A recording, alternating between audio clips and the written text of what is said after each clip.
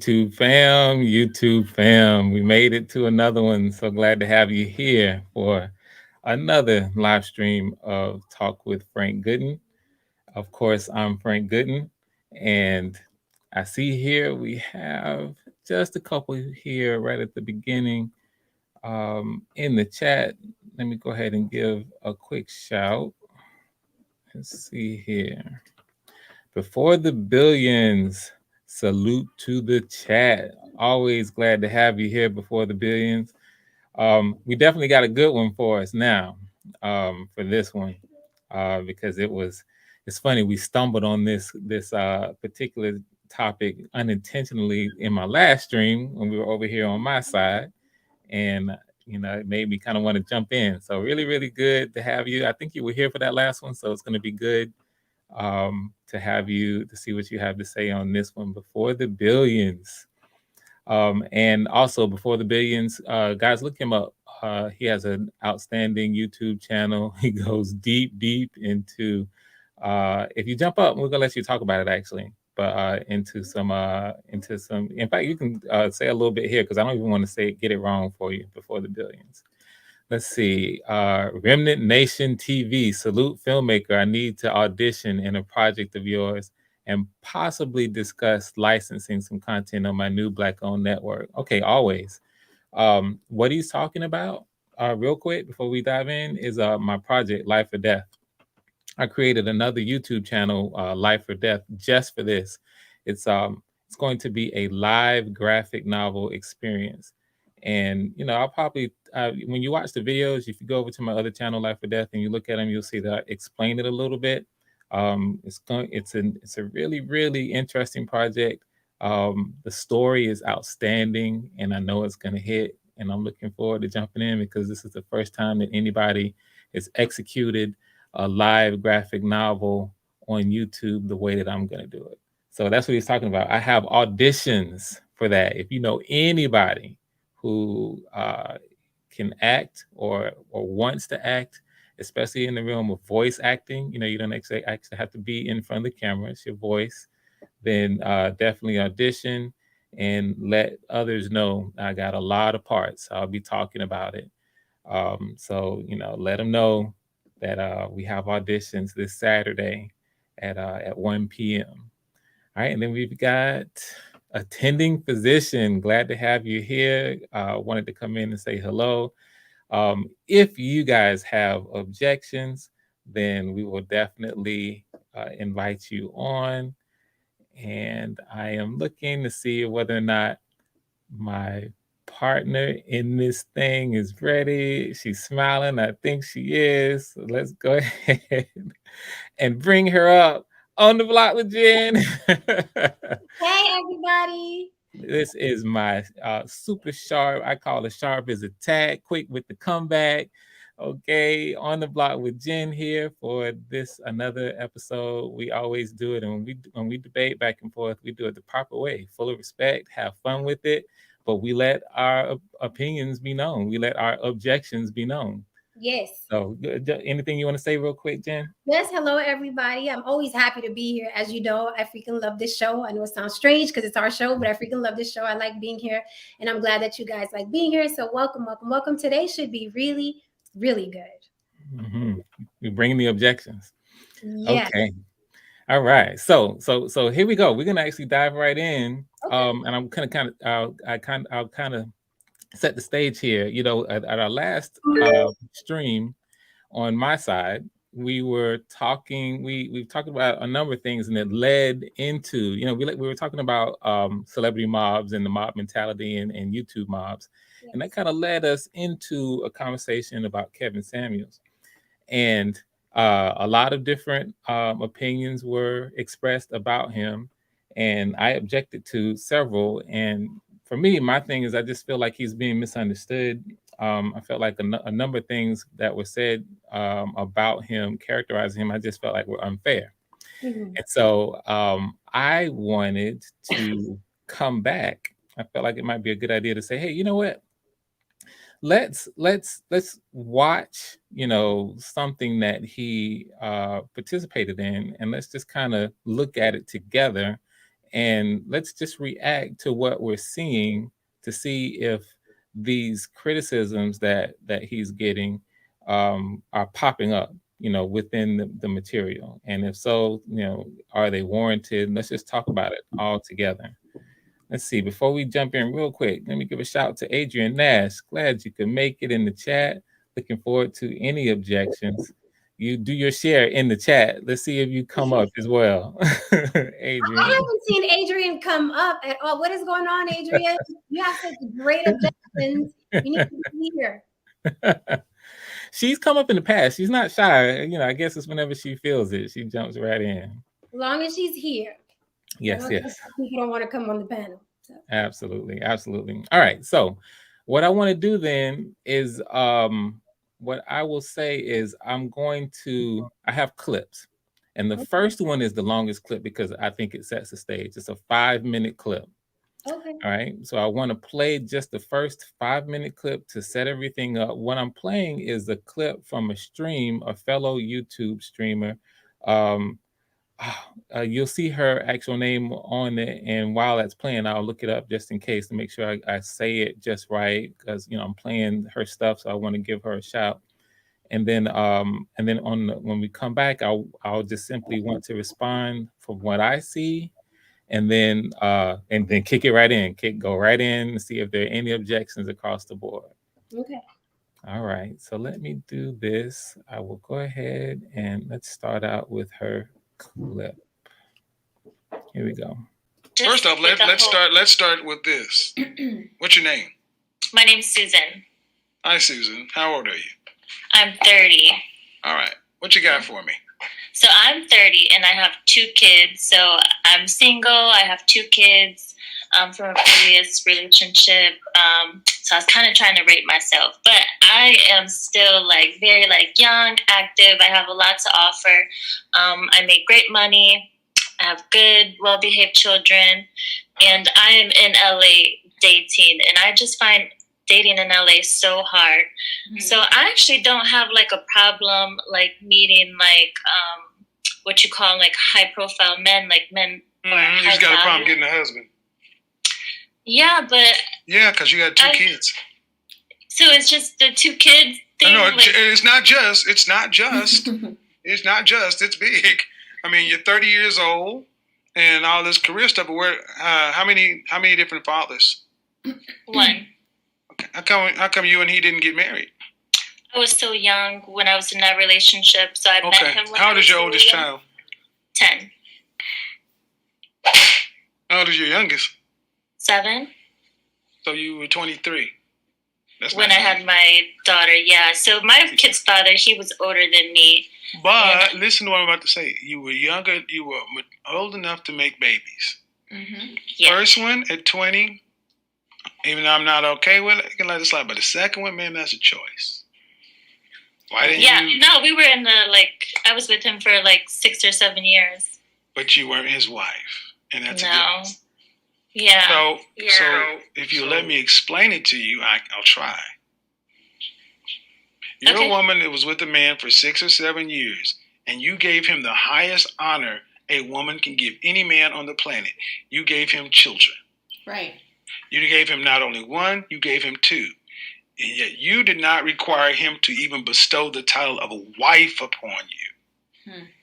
So you go back out into the market, older, with 2 children, you expect someone in that market to accept you older and bestow the title of wife upon you?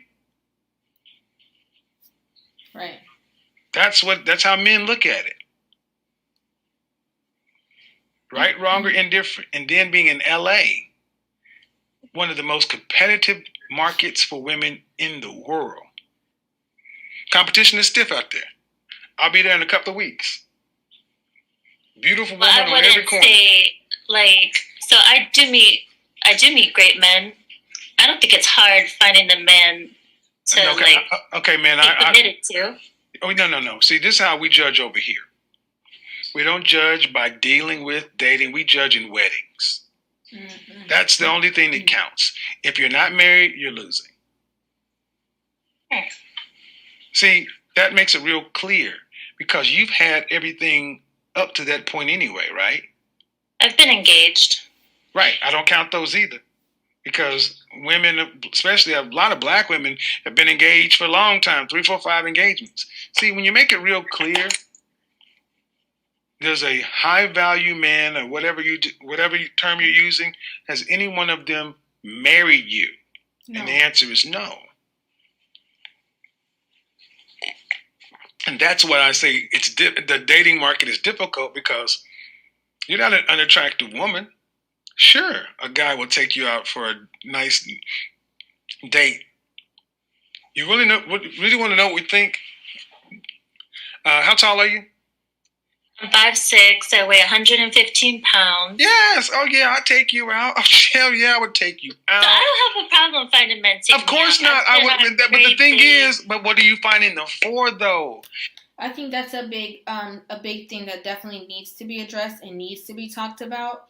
Because yes, you can find a man to take you out. You can find a man to show you a good time, but like he's saying, to be committed as to what you're looking for, in a serious relationship, a lot of times the desire of men clouds the judgment of many women. Because of the fact that they're desired by men, they feel like that means oh yeah, I'm good. I have time. I could wait until I find this person or that person. When in actuality, it's no, men just desire women. Men will just be with you and get whatever out of it they, see fit, but it doesn't mean that they're going to commit to you.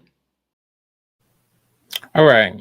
So there we have the first segment. I think it sets it off really nicely because we see right from the beginning, I wanted to be thorough. We see right from the beginning, Kevin Samuels listening to, greeting her, listening to what she had to say, and just establishing the context. So the question I want to ask, and I'm going to put this up and leave it up, is this: is Kevin Samuels wrong in his response to this caller? If so, explain how.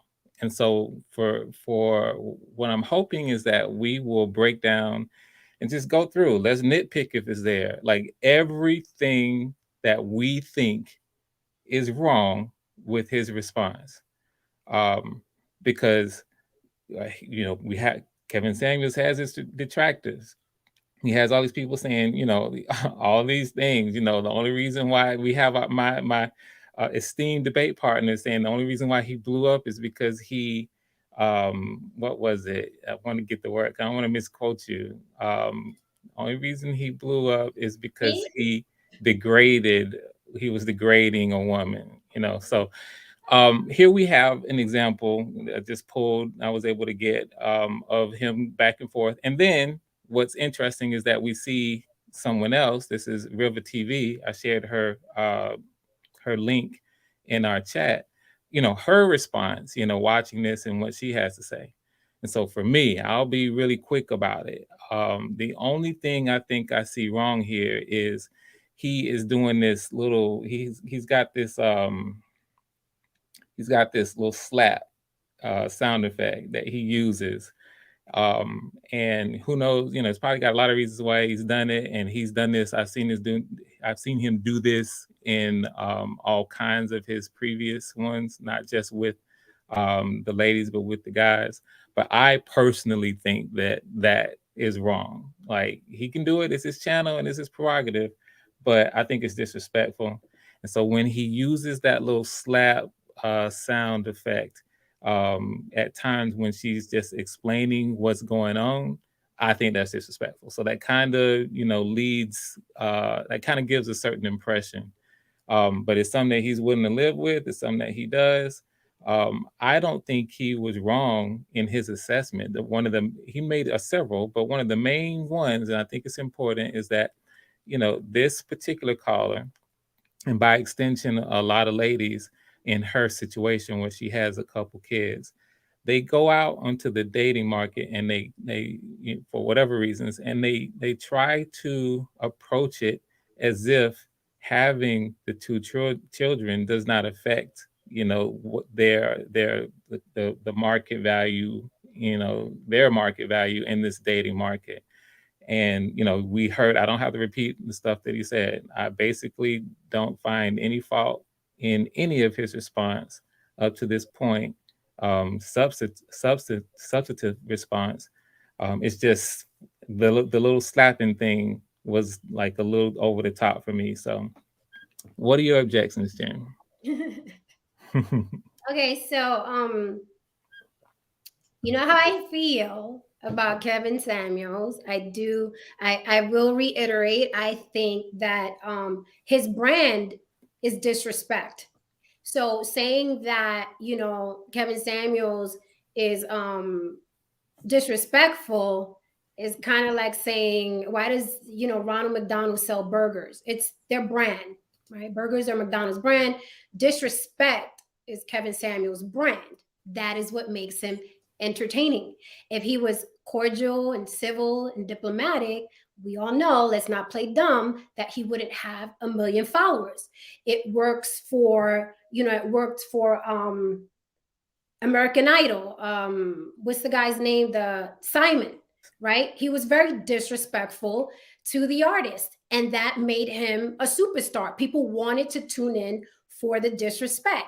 It's why Wendy Williams, hater or lover, still has a show. Her brand is disrespect, right? That's why Trump was president, because his brand was disrespect.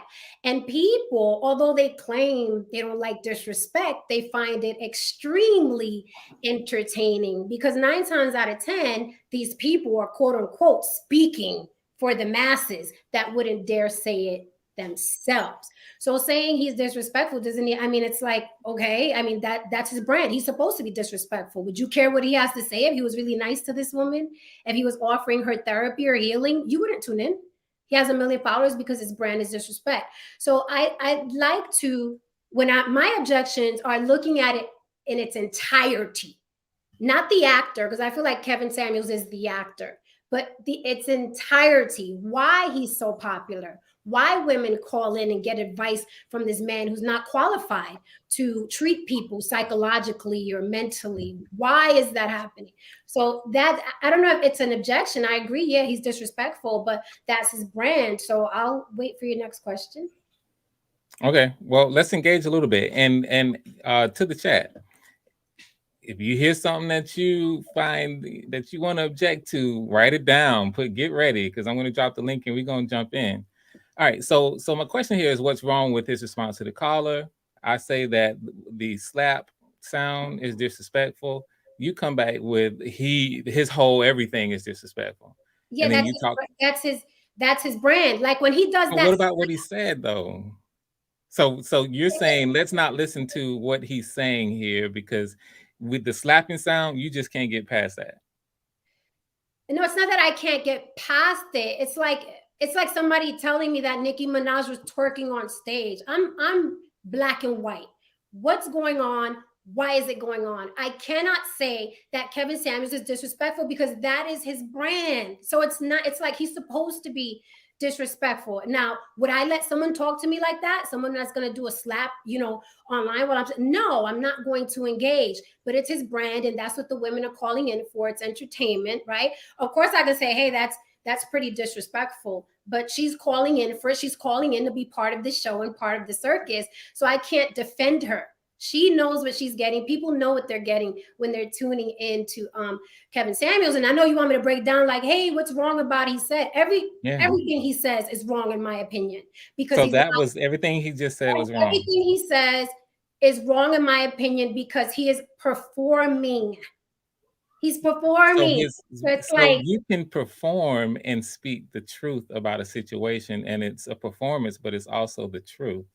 So what I'm trying to do is look at what he's saying here, what he's doing, and I'm trying to find, okay, where's the lie?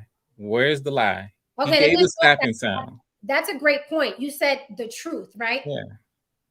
The truth to who? That's the problem. That we want to make opinions the truth across the board. Okay, where is he wrong then? Wait, if I know women that have 2 to 5 children, okay, and I know women that have 2 to 5 children and got remarried, then his truth, Kevin Samuels' truth, isn't the truth, is it? It's the truth to the person it applies to, but it's not the truth across the board. We're not talking about science or math. 1 + 1 = 2 is the truth. That's the truth. 1 + 1 = 2 is the truth. Him saying, well, she got 2 kids, so, she's asking for too much is an opinion. And that's I think not that's the problem with it's an opinion. That's what he said, but what we're saying is it's very obvious. I think it's an obvious truth that a woman in the dating marketplace at 30, or what I think she said she was 30, with 2 kids, is going to have a harder time competing against other women who are younger for what she wants, which is a husband with no kids. Is that not, are you saying that that's somehow not a truth? No. That's not a truth. It's the truth for certain people, but it's not. Again, I know a couple of women. I know a woman with 5 children who remarried, and none of the kids were the gentlemen's. I know a woman. It's funny because this scenario right here, I know a woman who had 2 children, remarried, and then had 2 children. The same scenario Kevin Samuels is talking about, and had 2 other children with that same man. They're married, they're in a house, happily ever after, blah, blah, blah. So whose truth is it? And I think that's the problem with these YouTube characters, is that they want to make their opinion the truth across the board. Now, as far as competing, right? There's this, it's going to be hard for her to compete. I don't know. I've never been in a situation where I'm in a room, a club, a dinner, a boardroom, and I'm like, there are 10 women there, and we're all oiling up, and we're competing for these men, and it's going to be worse for the woman with 3 kids. No, because there's going to be a man in that room who wants that woman with the 3 kids or the 2 kids. That is the reality. And with these YouTube characters, you want to erase that happens, but it happens. So again, erase what happened. Whose truth? Whose truth is it? When people say, yeah, but Kevin Samuels be telling the truth. Whose truth? Because what's true to you may not be true to me. And then there is the truth. 1 + 1 = 2. Tomorrow morning, the sun will come out. At nighttime, the moon will come out. That's the truth. That's the truth. The difference between truth and facts. Facts are different things. The truth has been turned into an opinion, especially in the YouTube streets. The truth has been turned into, opinions have been turned into the truth. Okay. All right. So this is interesting. I'm gonna leave it because I'm not gonna go back and forth because we got more to go right along this path. So far we've got me on my side saying that, as of right now, where's the lie? He was with the little slapping sounds. We can do without that. He was wrong for that.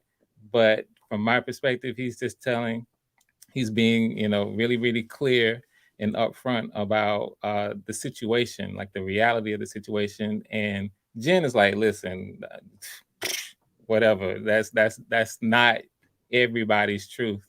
And she's citing like some personal experiences that she knows about. And I'll say Interesting. this, let's say if I started a YouTube channel like we all have, right? And my focus was telling women that no matter what age they are or what their tax bracket is or how many children they have, that they can move forward and be positive women and go out there and get husbands, right? Right. And then women have done it. So then is what I'm saying, does that become the truth? Because women have done it? That's my point. Right. So it's still an opinion. It will still be an opinion if I tell women it doesn't matter that you have 2, 3 kids. You can still find a husband, get married, and move on with your life. Right. The fact is that some women have done that. But can I say that's the truth across the board? I can't say that's the truth across the board. And again, what my issues with Kevin Samuels and a lot of other men that have channels in the likes of Kevin Samuels is that they make their opinions the truth. Their followers and their minions make that opinion the truth. That's the issue I have with these characters. It is not the truth for everybody, and it's silly to even. But listen, it is true that a woman with 2 kids is going to have a harder time across the board. I'm not saying that it's impossible. He's not saying that it will never happen. He's saying that if it's going to happen, you, the woman with the 2 kids, you're going to have to step up your game, because if the objective is to be a husband, and that's what you're looking for, not somebody to date around with and, get it on with. But if you want to marry somebody, then he has options. And that kind of goes right into it. So let me play this next clip and then we can keep going. Everybody has options. Okay. All right. Ready? Let's play this next clip so we can go back and forth with. This is getting good.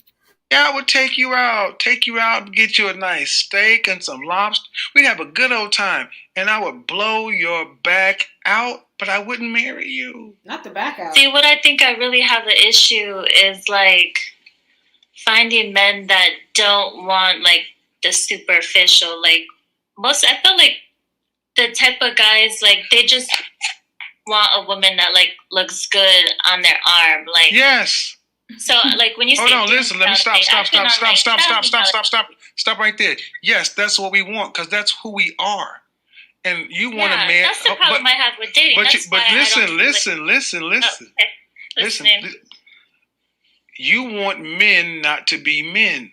You want men to think like women. Mm-hmm. That's not what we value, ma'am. We want a beautiful woman on our arm.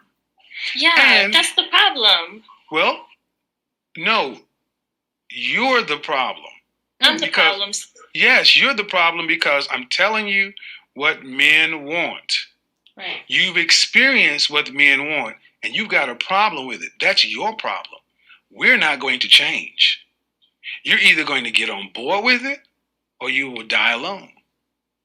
So what should I be looking for then? Well, honestly, first you need to get down and understand that you have no leverage. You have no leverage in this matter. It's the men. We control access to relationships. You control access to sex. You need to understand what a man that you would want, what he would want in a girlfriend, wife, or significant other. Right. Like a good mother. No, wife. That changes from. That's another thing too. Is like I agree with what he says. Obviously about what women want in a relationship or look for, and what men do. And women definitely look for like the traits of themselves in a partner, and that's just not how men operate. Like that's just not how they think. Like women, we're so like emotional driven, and we're so heart driven. And like we look deeper into things, right? Like a woman can be kind of attracted to a man, not really, but if his vibe is a certain way, if he like, you know what I'm saying, provides certain things for her, she will like grow to like deeply love him. And with men, it's like the opposite. The first thing is that attraction. If they're not attracted to you, it's not going to work right off the bat. So we're completely different when it comes to certain things. And I think as a woman, you don't have to change your perspective or try to be like a man, but you have to understand the man's perspective. You have to understand it to be able to know how to function. Okay, so look at us. We bringing Reba in here. It's like we see Kevin, who, from my perspective, he is trying to explain, and I guess you could call it his opinion of what is the actual perspective, what is the situation here, when it comes to how men see the whole dating game. And he's trying to explain, hey, listen, it's if you are trying to land a husband, you need to be paying attention to the things that men say they want. And what's wrong with a man wanting a beautiful woman? She called it a problem. He came right back and said, no, you're the problem. You thinking like this is a problem. And then some more things. Now in this part of the conversation, I didn't see him, he wasn't disrespecting her throughout this. He was listening, and he didn't bust out, he didn't pull out the little slaps. And, he heard what she had to say, and he gave his perspective. I can't find anything wrong. He may have his opinion, and we might quibble on that, but I can't find anything wrong with his response. Jen, you object? No, I can't. This is going to be a hard show for me because I'm like, I don't object. He's doing what he's supposed to do. I feel like someone is asking me, what do you think about this actor's performance? Right. But if you want me to suspend disbelief. No, I don't. Pretend that Kevin Samuels is qualified to counsel men and women on relationships. I can suspend disbelief and say, I don't agree with what he said because, again, it's not the truth across the board. The problem is that this woman that's calling she's insecure and vulnerable, and she actually thinks that Kevin Samuels has something of value to say that's going to change her life. And when someone is in that position, you could point them any direction, right? And they'll believe you because you're already coming in vulnerable. Like, I got 2 kids and a boyfriend. I don't know what to do. Can you help me? That person right there is telling you, I have no self-determinism. I have no confidence. And I heard you're the guy that gives it straight, so you can help me. But that person is already coming to you on unequal ground. They're already vulnerable. They're already seeking your advice. So you can really point them anywhere. So is he right? Is he wrong? I'm not going to say that he's right because women with children move on and get married. And also, as far as being the competitive, I'm a woman, for instance, that I'm not dating you if you have young children. I don't want to deal with it. I don't want to be a stepmother, right? I don't want to do it. Your children have to be on autopilot and not the type that, oh, you need to change his diaper. I don't want to deal with it, right? Now, does that mean that women in general don't want to date men with young children when plenty of women will swoop in and be super stepmom? So it's my opinion. It is not the truth across the board. It's just not. And even Kevin did it. He himself, well, I don't know if you want to talk about that because you haven't played the clip, but I'm just saying that it's not, she's coming in already like a little puppy. So then it's like, if my job is to make a show where my brand is disrespect, I'm dragging the floor I'm dragging you across the floor. Did he do that though? So number one, you said you can't find anything wrong with his response in that clip I just played. If I suspend disbelief, I'd be like, no, I guess he was right. I don't know. Okay. So you're bringing in now a very interesting thing here. You're qualifying your response by saying that, hey, if I actually take him at face value, right, then I can't find much wrong with what he's saying. But because I don't take him at face value, he's an actor. And right. And I've decided that he's done, then that's why, I mean, come on. So my thing is this. So in a way, it seems like you're coming at this in a disingenuous way because I can't even have a conversation with you about whether or not he's even wrong, right or wrong, because you're like, hey, he's acting. Well, so if you're gonna say that, okay. So if you're gonna say that, check this out. If you're gonna say that, then please, you gotta bring the receipts. Why is he acting? What is it that is making you say? But I don't appreciate disingenuous, and I'm being very genuine, actually, because I'm telling you. No, I'm about the subject, not you. No, about the subject. I'm talking about the subject. About the subject. About the subject, not you. Yeah. Having 2 children and not. No, about whether or not he's wrong in his response. That's the subject. He's responding, and you're saying, hey, if I could believe he's being who he is, then hey, but I can't believe he's being who he is because he's an actor. Well, I'll say this. I think that some of his points are valid. Okay. So I don't, and that's why I told you before, I hate that we have to address this subject with Kevin Samuels because he's such a hot button. And when you have an opinion, you get comments like, he could say the sky is blue and they won't believe him because they don't like him. They automatically think you're attacking the man. But Jen, I have it's you and I talking right here. This is your debate partner. No, so I'm not talking about you. I know, but that's what I want you to do. Me and you talk right now. Let's not bring it. No, let's. But we have to also, because we're broadcasting to the public, we also have to consider the point of view of the audience. No, we don't. Right now. I just want to know if you said you feel like he's saying some things that are factual. That interests me. You said he makes some interesting comments. Honestly, you'd have to run back that last segment because I don't know what that segment was. I did get distracted because I watched this video yesterday. Yeah. So I'm kind of like not paying attention as much as I should right now. So I don't know what clip you just played, but I did watch the whole thing last night. But what clip? Just be concise. What was that clip about specifically? Because I did write. Yeah, no, he just wanted to make the point that it's the guys who are seeing things a certain way that she needs to acknowledge if she wants a husband. And then he went into detail about it. Okay, well, so I'll respond to that. It depends on, I always say, bait fish you can catch. That's it, right? So she may be very well after men that he's talking about, right?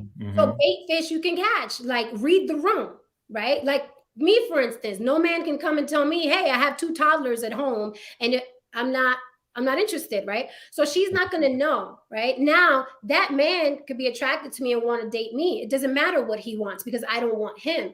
So she has to carry herself the same way. She may want that guy over there, but he may not want anything to do with a woman that has 2 children. She has to read the room, right?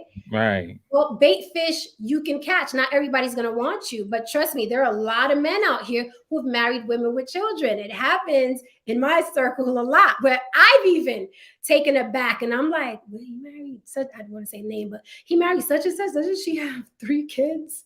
And then they went and had 2 kids of their own and he put a ring on it. So I've been taken aback by what men have done. The other woman I told you about is the same scenario as this woman, and she's not even as attractive as that woman that's calling in to Kevin Samuels. And I'm like, wait, so she had 2 young boys, and then he married her, and then they got the house, and he had 2 more kids with her of his own. So trust me, I've been taken aback what men are willing to do. That's why I can't get jiggy with this narrative. I can't get jiggy with it. Now, going back to what I said, I feel, again, my opinion mirrors his opinion sometimes, where I'm like, you women sometimes are unrealistic about your expectations, but I also think that men are unrealistic about their expectations. But that doesn't make Kevin Samuels, you know what I mean, right or wrong all the time. And that's why I don't like the subject of Kevin, because men automatically jump to his defense. You just don't like him. I don't know this man. He's an actor to me. That's like me getting mad at Thanos because he made everybody disappear. Right. But what I'm not seeing is him tearing her limb from limb. You said that in the last one, that's what they call in, and that's why we watch, to watch these ladies get torn limb from limb.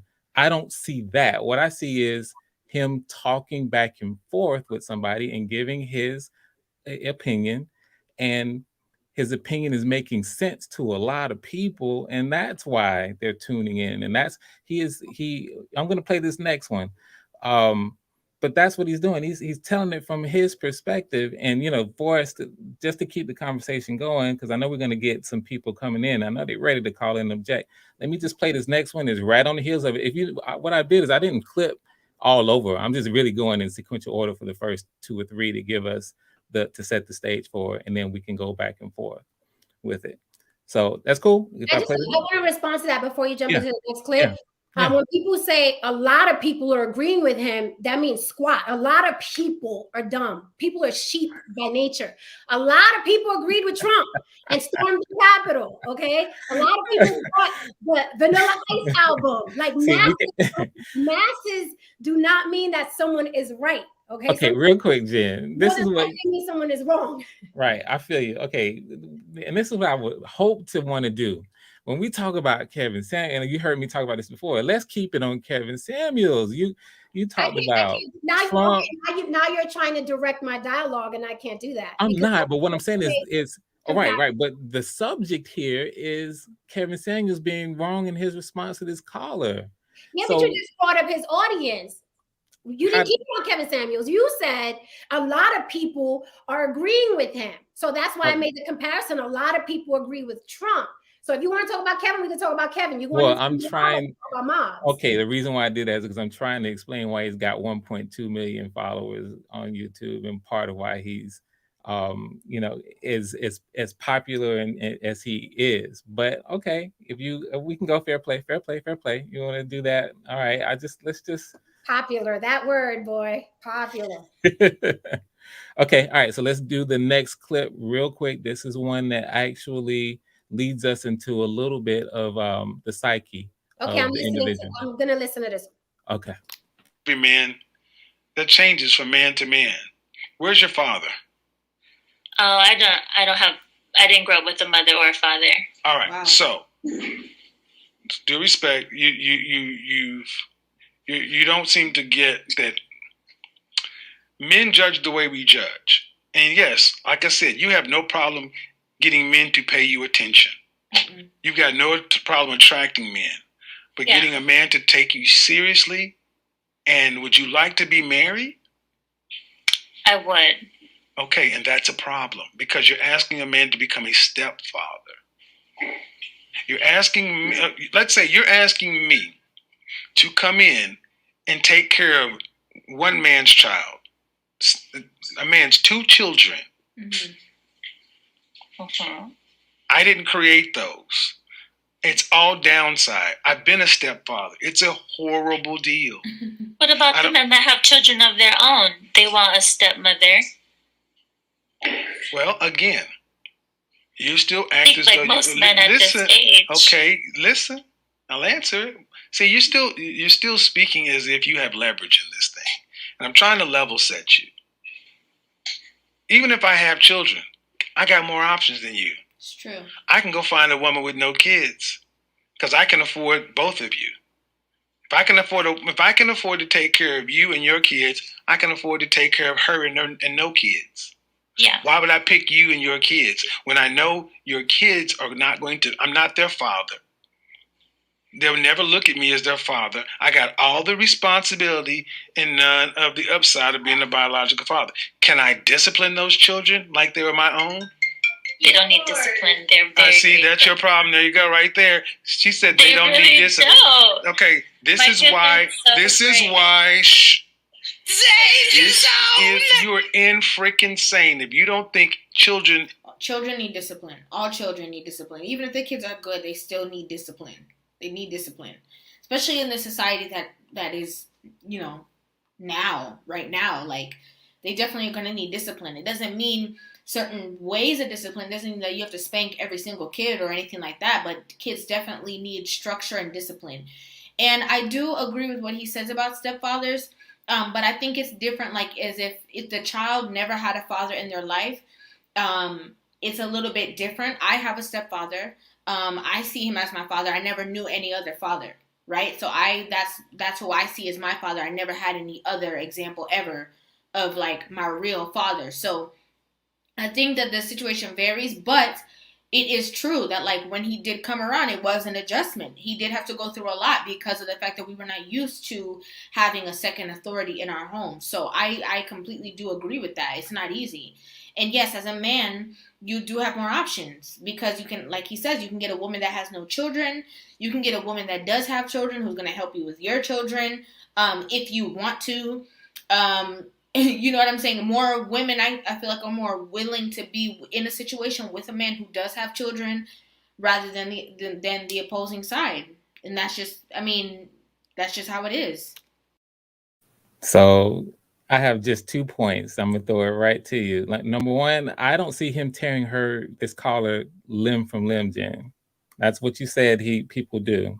To call in to see him do. I don't see him doing that. Number two, this is one of his followers that's doing the response. She doesn't come across me as dumb at all. And this is a woman, and she's obviously one of his subscribers. What I see is a reasonable conversation. He is trying to explain a perspective. to the caller. Caller's not getting it. And they're just talking about it. And from my perspective, he's making some really, really good points. Objection. Okay.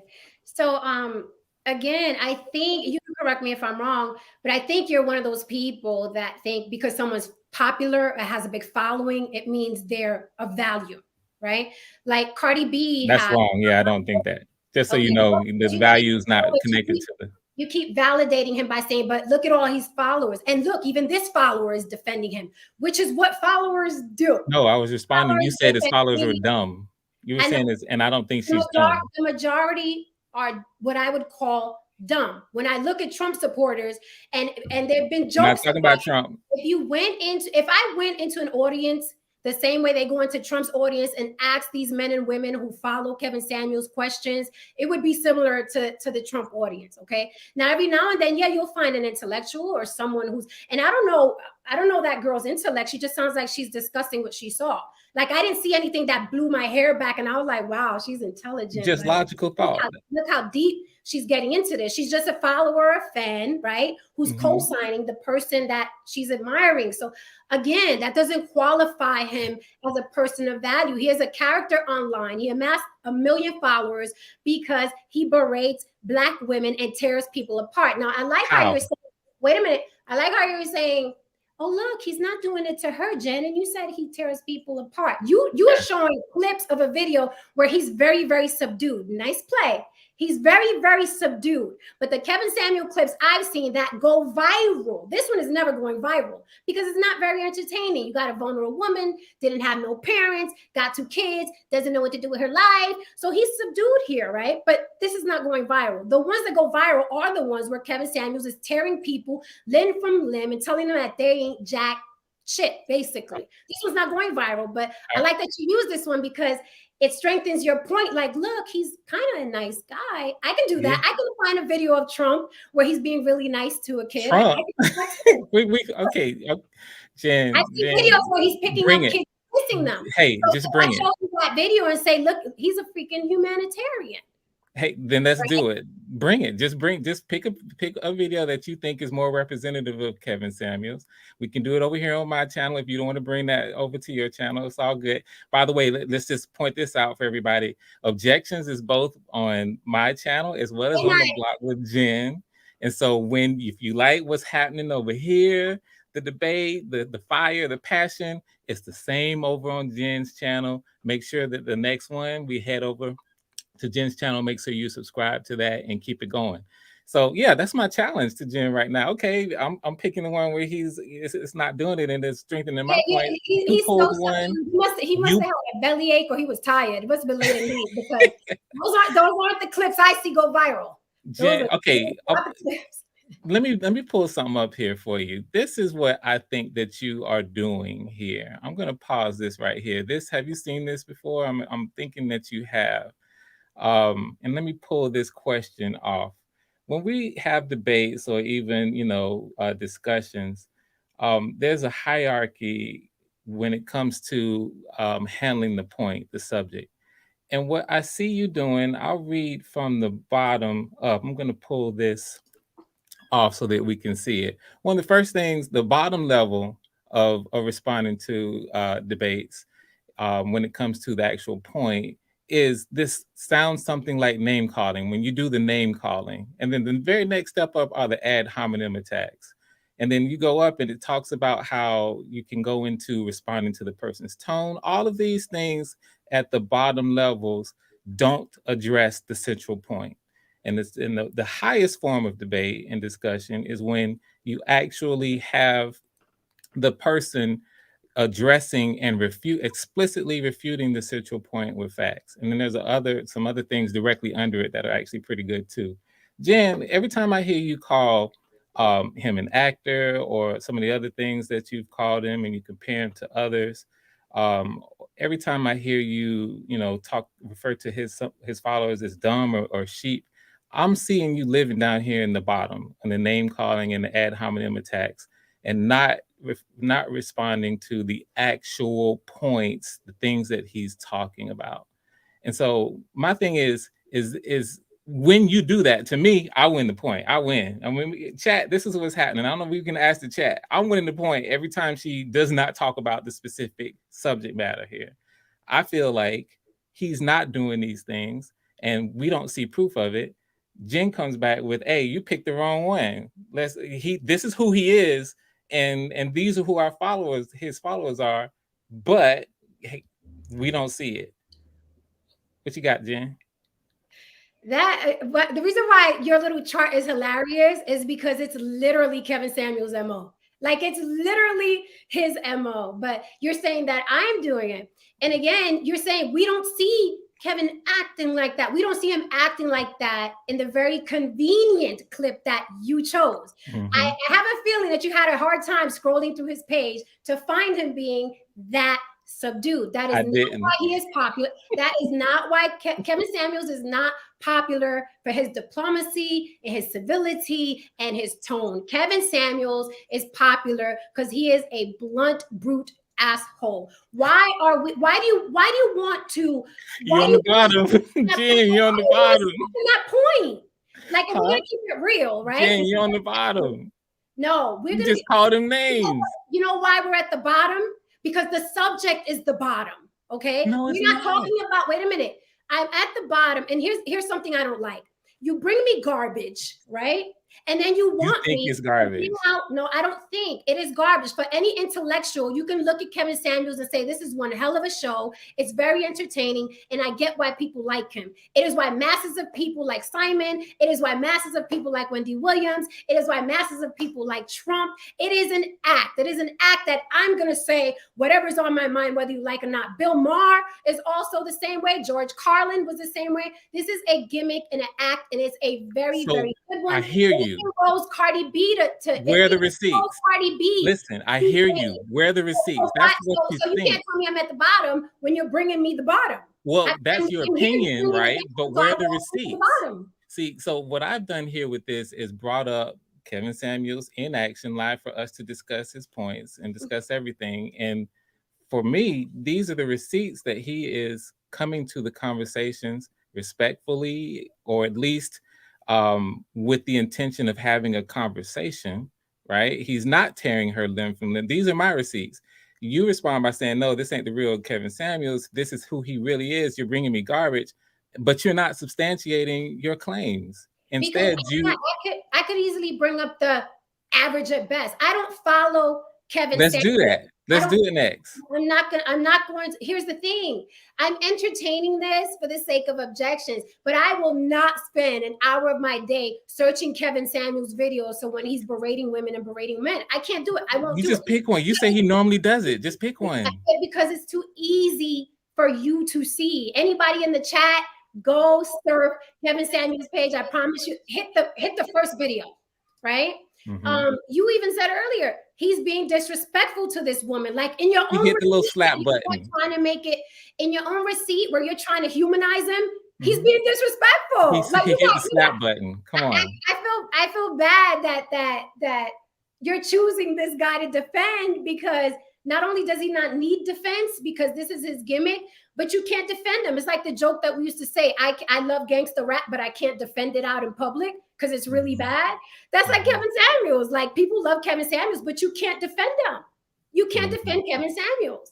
He is hostile. He is rude. He is arrogant. He is narcissistic. Okay. Where are receipts? Where are receipts? He's uncaring.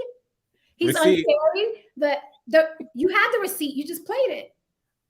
So he's all those things because he used the slap button. That's what you're saying. No, not just the slap button. Everything else he was saying. Yeah, you just played the receipt. We don't even have to. He was all of that in those. Absolutely. And let me ask you this. All right. If you don't think he was that, who in their right mind, either in the chat or you, who in their right mind would sit across a man that wasn't their father, okay, their biological father? Who in their right mind would sit across a man and have him talk to them like that and stand for it? So has it? If you would sit across Kevin Samuels and have him talk to you about your life like that, and he's not his biological, and he's not your biological father, and you would stand for it, a stranger. Has it cost Has it cost your mind? Have you even remotely considered that that's not what he was doing to her, and that's why she was on the phone? No, because because that's not how you see it at all, right? No, because that's who. And I'm saying, and everybody. Kevin Samuels talked to a girl that was crying after what he was telling her. Bring the receipts. And Bring she it. stayed on the phone. I'm not searching Kevin Samuels' page. I wish I So would. I win. I win. Would. I win. Then you win by default because you win by default because I'm not gonna do it. I'm on YouTube looking for educators and scientists and people that can teach film. And I'm not. I wish I would go to Kevin Samuels' page and watch him talk about people who are part of his circus. Look at this woman, for instance. I feel sorry for. I don't have a mother. I didn't have a father. Are you kidding me? She seems to be doing fine. It's like a broken puppy. Like, help me, help me, help me. Of course. All right, so check it. So we got people coming in, but here's the thing: you and I've been going back and forth at it. That we have ran through this hour. Yes. So what I want to do is, what should we do here? Well, if people waiting? Yeah, we got 2 in the bag. All right. We started early. I want to be fair. If they've been waiting, bring them up. But I can't. These 2. Right. So maybe do we listen? I want to be fair because I don't want to just leave people waiting. Okay, so I have to say, but bring it on. All right, so maybe just these 2, and then we'll. Do we want to close the bag from here since they coming in? Let's see what happens. I don't know. I roll. My time. That's what's up. All right. So OG Patrice. And what the funk is this? What the funk is this? In the house. If I had a little horn, I'd be hitting it. So so glad to have you guys. I think we have some objections, which is why they're coming in. You see, Jen and I are definitely being, very passionate. We're bringing it. But always remember, chat too. And I think we're doing a good job. Respectful. We can be all in, but we can respect each other's points of view. And it seems like we're doing that. I believe Patrice actually beat you just by a little bit. What the funk? So I'm gonna give Patrice the floor. I'm gonna go ahead and put you on the guest timer, Patrice. Welcome again. Always good to have you, Patrice. Thank you, guys. Good to be here. Thank you. Okay, so I've said this before.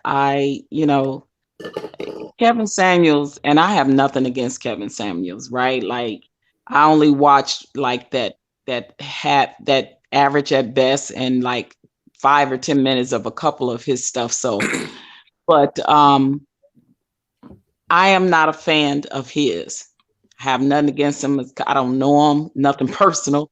I'm not a fan because I think generally that is what he does to women as far as,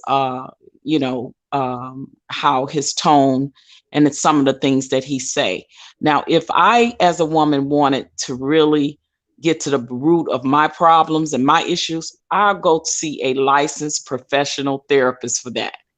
I'm not going to get on YouTube and talk to someone that has built a reputation up surrounding making himself popular with the things that he says to the majority of the women, not all. And I'm not saying that everything he says is wrong either.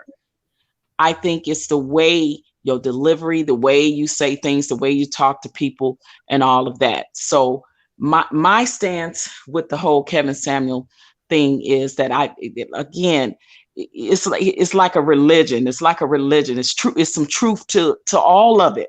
It's some truth to every religion, but you have to pick and choose.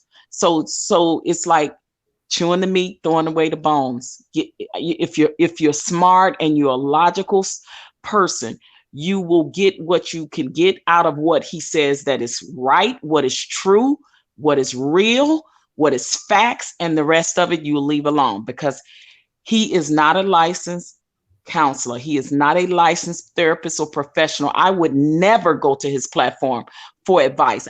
If I'm the worst woman in the world that's trying to get well and I ain't had my mother and my father in my life, I'm not going to Kevin Samuels for him to tell me what's wrong with me. That's just me. Gotcha. Thank you. Good timing. Appreciate it. What I want to do is let's since they're here, let's let all of our guests who are calling in, because really you honor us with your call in with this. Let's let them kind of go through and give them each the guest timer 2 minutes, and then let's come back on the tail end of that. What the funk is this? This is your first time calling in. I appreciate you. Salute to you, sir. You wouldn't be calling in if you didn't have an objection. What's your objection? I almost want to troll you and pretend like I was stuttering for like 15 seconds, but I only have 2 minutes. So I'll be quick. Listen, ladies, we are about 4 generations deep in about women kind of running this culture. And men on one side have been hearing so much from our mothers, from our aunts, from our sisters about the problems of men, what's wrong with men, what men don't do right, how we should treat women in certain situations. And as we've gotten older, we see that this, one, is not working. 2, the court systems are beyond ridiculous. And 3, that many men lose their legacies in divorce. So what's going on now with the whole manosphere and everyone being upset with Kevin Samuels is he's just now kind of pointing out that there's a finesse game and that there's a lot of women that are kind of wanting to do this where it's like they want to get a high value man, but in reality, they're not even really able to keep that high value man. What they really want to do is just get into that kind of a marriage situation. And if she decides to leave, she leaves with a reward and goes right back to doing what she's always been doing. And you cannot say that this has not been happening for at least 30 years strong. We have to figure out a way to change the narrative. And what he is doing is creating a new media on YouTube for Black people to start expressing what they feel and what they really want. Before Kevin Samuels even blew up, there was not even a lot of content creators who were even putting things out where their voices are being heard. Now everybody has a voice and wants to say something. This leads to us making our own media and finally carrying our own Black image, because in the hands of Hollywood and white supremacy, our image of Blackness is being destroyed. I don't see how women are not seeing this as the big picture. Instead, most women just want to be upset with what they're seeing in the now. But if you look at the big picture, and if we can somehow get past everyone being mad at each other, we can finally change our image. Perfect timing. And I like the way you ended that too. I'm in agreement with you. But what I'm gonna do is keep it going before the billions coming through. Always happy to have you. I'm gonna give you just a short bit of time to just shout your channel real quick, just like 10 seconds or something, and then I'm gonna put you on the time. You know what? I need to be go ahead, because we go back. Go ahead. What's up, everybody? This is William from Before the Billions. I am a professional data engineer, and on my channel, I go into various different discussions and interviews. If you're interested in that, then please check out my channel. Very nice. Okay, I'm loving this. You guys, if you guys know me, you know I'm so conscientious about time. Here we go, on the clock. Yes, sir. All right, so there's a few things I noticed out of this conversation. The thing that I object with is sometimes that when Jen was talking about Kevin Samuels, she kept bringing up Trump. And I think what's going on is just more so of an image thing. And overall, it's just like, okay, it doesn't matter what he says. He can say something that is probably like, known to be true, such as, oh, you know what, men should stay in their children's lives. They can be something like, okay, everybody can kind of agree with that. But then since it kind of is the messenger type of thing, that's why we're having this sort of objection. Because, like you have somebody talk for so long, there's eventually going to be something that you may agree with them on. But also something that I noticed just in the conversation itself is that sometimes Frank, you'll be talking and then Jen will chime in, and then also when Jen will be talking, you ask her like a question, or you trying to I guess I don't know what that is exactly, but it's more so like like, oh, I'm trying to beat you to the punch. But one of those things I noticed is like, hey, as far as the communication between you guys, it can kind of be improved if you kind of just let the person just continue talking and get their whole point out. That's just one of those things that I noticed. Overall, I don't think anybody should necessarily be a fan of anybody's, because specifically fan comes from fanatical about something. So I don't think anybody should be obsessed or fanatical about just a person giving their opinion, right? So that's just my 2 cents on it. Thank you. All right. Very, very on time with it. Appreciate the constructive criticism always before the billions.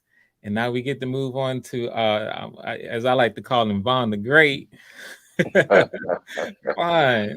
Wow. What is your objection, sir? You know, I'm going to put you on the timer. Well, can you hear me, first of all? Yeah, nice and clear. Okay, great. Man, this whole Kevin Samuels thing, it just gives me a headache, you know. Kevin Samuels is who he is in his own right. And there are so many different types of Kevin Samuels, if I could say that. But the point of the matter is, we need to know how to chew the meat and spit out the bones. You know, I don't agree with everything my pastor says. I don't agree with everything Kevin Samuels says. I'm not going to agree with everything that Frank Gooden says.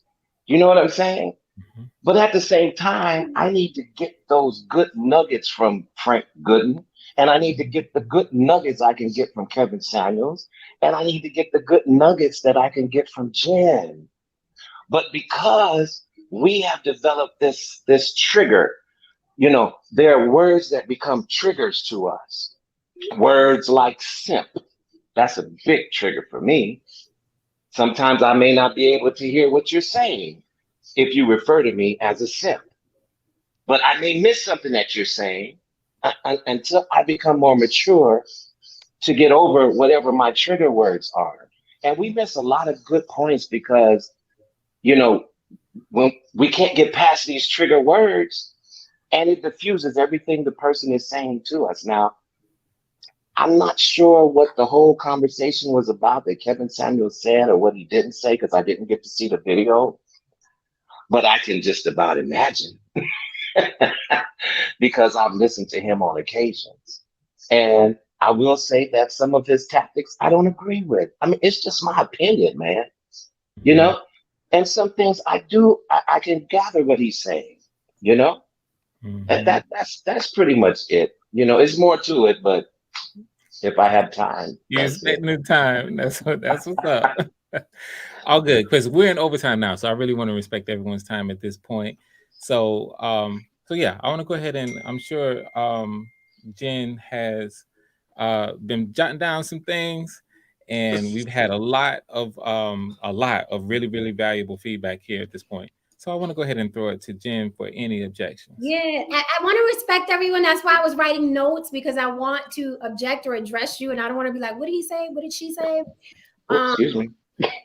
I agree with Patrice per usual, because the problem is that you can't even object or disagree with Kevin Samuels because of the cult-like following. They don't even hear you when you say, I think some of the stuff he says is correct or fair. But all of this, his disposition, the way he addresses women, what he's famous for, oh, you don't like Kevin Samuels. It's like, bro, no, it's not that at all. Some of the stuff he says makes sense, but let's not pretend there's not a whole show going on here with lights and bells and whistles. Like, are you that dumb? And then it's like, when I say dumb, it's like, oh, now you're at the low part of the triangle. I'm like, but that's what we're talking about. We're not talking about a scholar here, right? Kevin Samuels is not a scholar. He's a character. And I say that with conviction, because if you look at Kevin Samuels' videos from many, many years ago, he's not even dressed the same. He doesn't even have the same voice. Okay. If you go years back, the dude was selling perfumes and he was talking higher and pitched. And, you know, so if you guys like this perfume, then I really think that's not the Kevin Samuels of today, who is like, wow. It's an act. It's an act. So it's like, I can't look at him and take him seriously. With that said, some of the stuff he says is very entertaining, humorous, and some of it makes sense. It's like, okay, some people have unrealistic expectations. But my thing is on both sides, right? On both sides. And Vaughn made a good point too. I don't, incorporate everything that my pastor says, and you got to, get the meat and throw out the bones. But I think because his following became a cult-like following. It's like Kevin Samuels or die. And that's why I compare him to Trump. And you don't like the comparison, but I am talking about the nature of the narrative. Like Trump all the way or die. You know what I mean? And Has anybody on this panel had that energy talking about Kevin Samuels between me, Billions, or Frank? Okay, let me finish. Yeah, let her finish real quick. That's what we do here. Yeah. We go straight down. But that's what we do. I thought we were talking about what was on the panel. My fault. Okay, all right. Okay, no. I'll give you a shot. I'm gonna let you come through, but let her go ahead and finish. I would hope so. Yeah. So I didn't say anyone on this panel, but again, since Kevin Samuels himself is a trigger word, what do we get? Did anybody on this panel have that energy? Listen, because I didn't say you, I didn't say WT Funk is this, I didn't say he came in here with that energy. I didn't say that. I'm saying the masses of his cult-like following. No one listens to when you say a broke clock is right twice a day. They want you to cape for Kevin Samuels. They want you to be a fan. They want you to listen to, and now I'll address you specifically, because I wasn't addressing you before, I was speaking generally, but now I will address you specifically. The reason why he's so famous is something that you said for years and years and years. Black women have been running, blah, blah, blah. And then Kevin Samuels made a space for now it's like, people are showing that. I'm like, really? This is the image that you want Black people to have now? A man who's berating Black men and Black women about the mistakes they've made and treating them like they're nothing because they have children or they're not married or they're divorced. This is the new world order image for Black people. He's making a laughing stock out of the community yet again. Just another charlatan making a laughing stock out of the community yet again. But this is the new world order where you think, they're going to respect us now because look at what he's doing. I'm like, you got to be kidding. I don't believe I just heard that. Now, with that said, I do agree with you. The court system, the welfare system, our government, this country has destroyed the Black man and the Black family as a whole. That is a fact. I think child support is a circus. So I agree with you there. But see, can you accept that without me worshiping Kevin Samuels? Can you accept that? Yes, I do agree with that. But I wholeheartedly disagree with this is the new world order. And now Black people are going to be looked at a certain light because this guy in a suit is berating us. No, I have to disagree with you. It's a circus, and I don't think it makes Black people look any better. Also, there are lots of YouTube pages and on Instagram, the Black Man Can, Black Love, Black Family, right?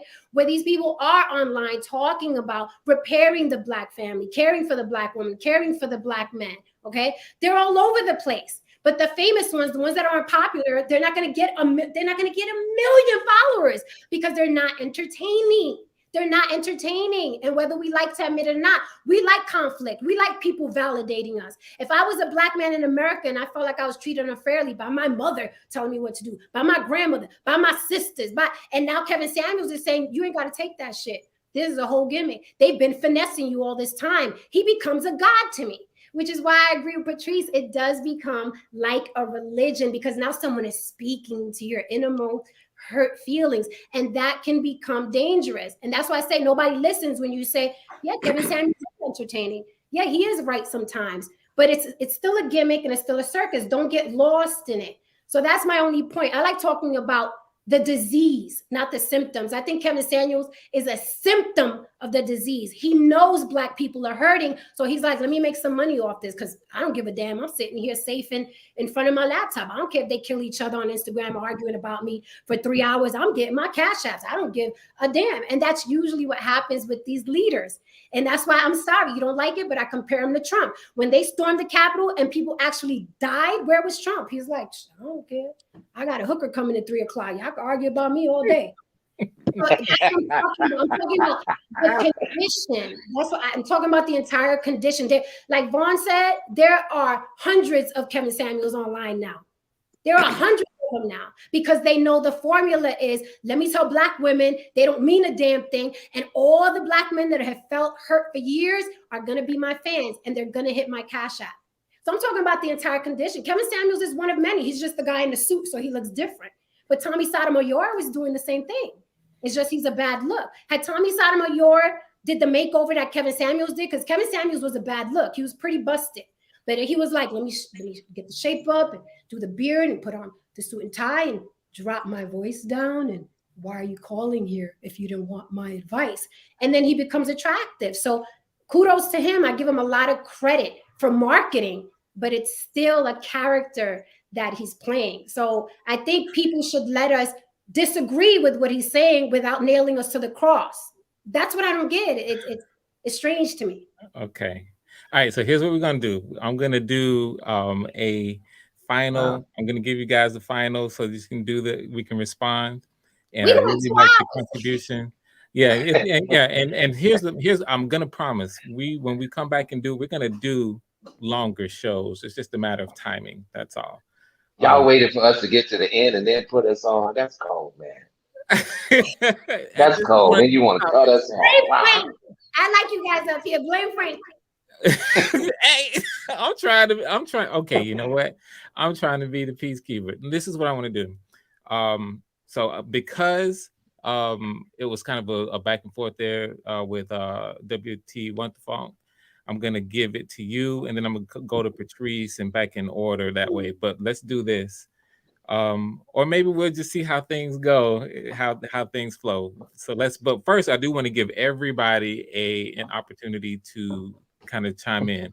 I'll say quickly, I do have objections. You know that just the way that Jen is even seeing the whole thing, I object, but I won't get into my reasons why.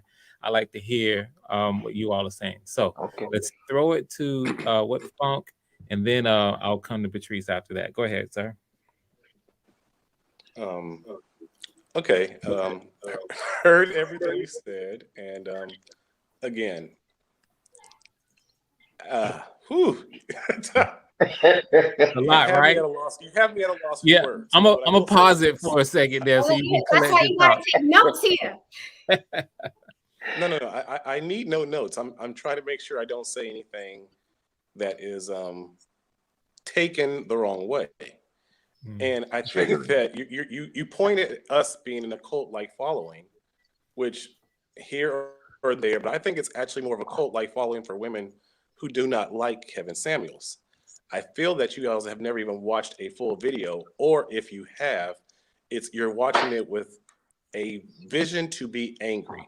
It's like if you're Muslim and you're in a Christian church, you kind of want to always hear everything and compare it to whatever you've been brought up and been taught. And a lot of you all have been taught not to understand, listen, or even enjoy men. Now, maybe you come from a different situation because you grew up with a father in your household. Maybe because you are a little bit Latina, maybe you have a different perspective of men and men in culture. But in the Black community, in not even just the hood, but just in general where Black people are, men are not valued. Now he's trying to find a way that we can meet a middle ground where women who have this education, who have gotten made all this money, to start maybe looking at average men and seeing them as valuable. And what a lot of us here is, well, because we're average men, we can't even expect our women to treat us nice or to be in shape because we're just average men, as if something's wrong with being average. If you're a Black man and you made it to 30 years old without a jail record or without a bunch of babies out of wedlock, you have beaten so many systems that were been placed in front of you. So for you to be an average man as a Black man at 30 years old, you are a winner. And I just wish that Black women could realize that a lot of average men are worth changing for. You know what? See, I can't find anything wrong with what he said. Can I respond? Oh, Jen. Let me respond. All right, Jen. But please, can you go? I want to say, I believe you. I want to validate you. I don't want to ignore the cultural difference because I was raised as a subservient woman and the man rules the house and he's at a household. So that is my background. So I can't really speak for your experience and what you've done. I mean, what's been done to you or what you've gone through. I completely get it, right? I am team man, right? But I am also team love and understanding and curing and healing. And I just don't think that Kevin Samuels is the way. That is all I'm saying. I think he's great entertainment. I think he's funny. I don't like that all women get lumped in as, oh, where you're going in. I've watched a lot of his clips, right? Because I love marketing, and I love, I love those characters. By the way, those characters are Simon, Trump, who? He's saying clips. You've watched clips, not the whole. Long enough, not to. And here's the thing: I'm a quick study. I don't need to watch 3 hours of somebody to know what they're about. You know my personality here, and you've only been here a few minutes. I can kind of gauge yours. I know Frank's. I know Patrice, and we don't know each other. We've never sat and broke bread. So let's not act like we could kind of tell where people are coming from. Okay. So I've watched a lot of this stuff. You said you know all of us, and now you're telling us not to. Wait. Okay. I watched it. I know. Judge. I know the theme. I know the theme that he is. Like I said, it's the theme of the other characters that I mentioned. There's a theme. He has a narrative. There's a theme, right? With that said, I do not think he's the way. He is more toxic than positive, and I think that is dangerous. There are many people online who are trying to fix the union between Black men and Black women. Kevin Samuels is not the way. I don't care how funny he is. Who is the way then? All right, wait. So this is the thing, and I'll wrap with this. I'll wrap with this. This is all I'm saying. You cannot say that women are looking at him already like, I don't want to like this guy. I personally think people that, because I'm like that, people that are just blunt and tell you how it is, I think those people are very entertaining. I find Kevin Samuels entertaining, but he's just entertainment. I think it's dangerous that Black men are weaponizing him. Who would you recommend? Wait. Yeah, that's what I wanted to say.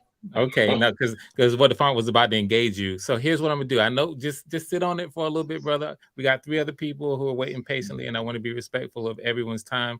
I'm gonna go ahead and throw it to OG Patrice. Jump right on in. I'm gonna put you on the clock, and then I'll keep going in rotation. I'm coming back to you. What the font? Okay. I'm not. It's all good. I'm not stressing. It's all good. It's your show. That's what's up. All right, that's what's up. Go ahead, Patrice. Okay. I just want to make sure the smoke was clear. Listen, I'm probably the oldest one on this panel, right? And I grew up with both my parents. I grew up with the Black family and Black culture, and I watched things that my dad had to go through when they had to leave Mississippi, because when he joined the NAACP, when Medgar Evers got killed, the Ku Klux Klan ran my dad and my mother out of Mississippi. So I know about the Black struggle and the fight. I know about the fight. I've been on the front lines. I know what Black men have went through. But guess what? 2 wrongs don't make a right. Black women have been blamed and are fault for a lot of things, yes, that they have done wrong within our community. But then you have a Black man that's counteracting that, and 2 rights don't make a wrong, no matter how we look at it, right? You could, again, take what you can take out of the Kevin Samuels of the world that is positive and good, not the part that is negative and bad. If you must watch this man, I've watched enough of him that when I see the derogatory comments, this disruptive behavior towards the women, I can't watch him. I turn, I cut it off. Because I can't do it. It's toxic, and we've had toxicity, dysfunction in our families forever and a day. And I'm gonna tell you something else that's right. Jen made a good perspective about the whole Simon Cowell thing. I auditioned for the X Factor and made it all the way to the semifinals. And when I got in that room with the big producers that was gonna make the decision whether I appear on TV or not, you know what they said to me? This is how I know it's gimmicky. It's all about you against that person. They said to me, if Simon Cowell say to you, he don't think your voice is good enough, he don't think you can make it, he don't this, what would you say? See, because they want the drama, they want the counteracting. And this is what the Kevin Samuels of the world give us. So keep that in mind. I agree with Jen 110%. Oh no. Okay, I understand. Good points. Were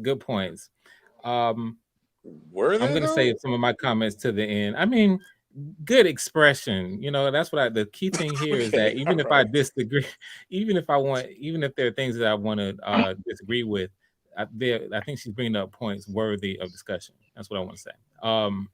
For the billions. Yes, sir. All right. Go ahead, sir. All right. So one of the things I did like about what Jen said is that she even acknowledged that, of course, there's going to be some things that you can't agree with somebody on, even if you dislike them. Even if you dislike, the image or what they portray, eventually there's going to be something that you will agree with because it'll be something that will be a fact. I think throughout the actual conversation that you and Jen had, I think that it was more so her saying like, "Hey, you know what? You guys aren't really listening to me. I'm saying it is not an absolute." And I think that that's where she was kind of coming from, was that, hey, this is not absolutely true. So by that, it's false in some cases. So I work in data, so I'm like, okay, I understand where she's coming from with that. But I do say that things are more likely, and I like to go into like percentages of things.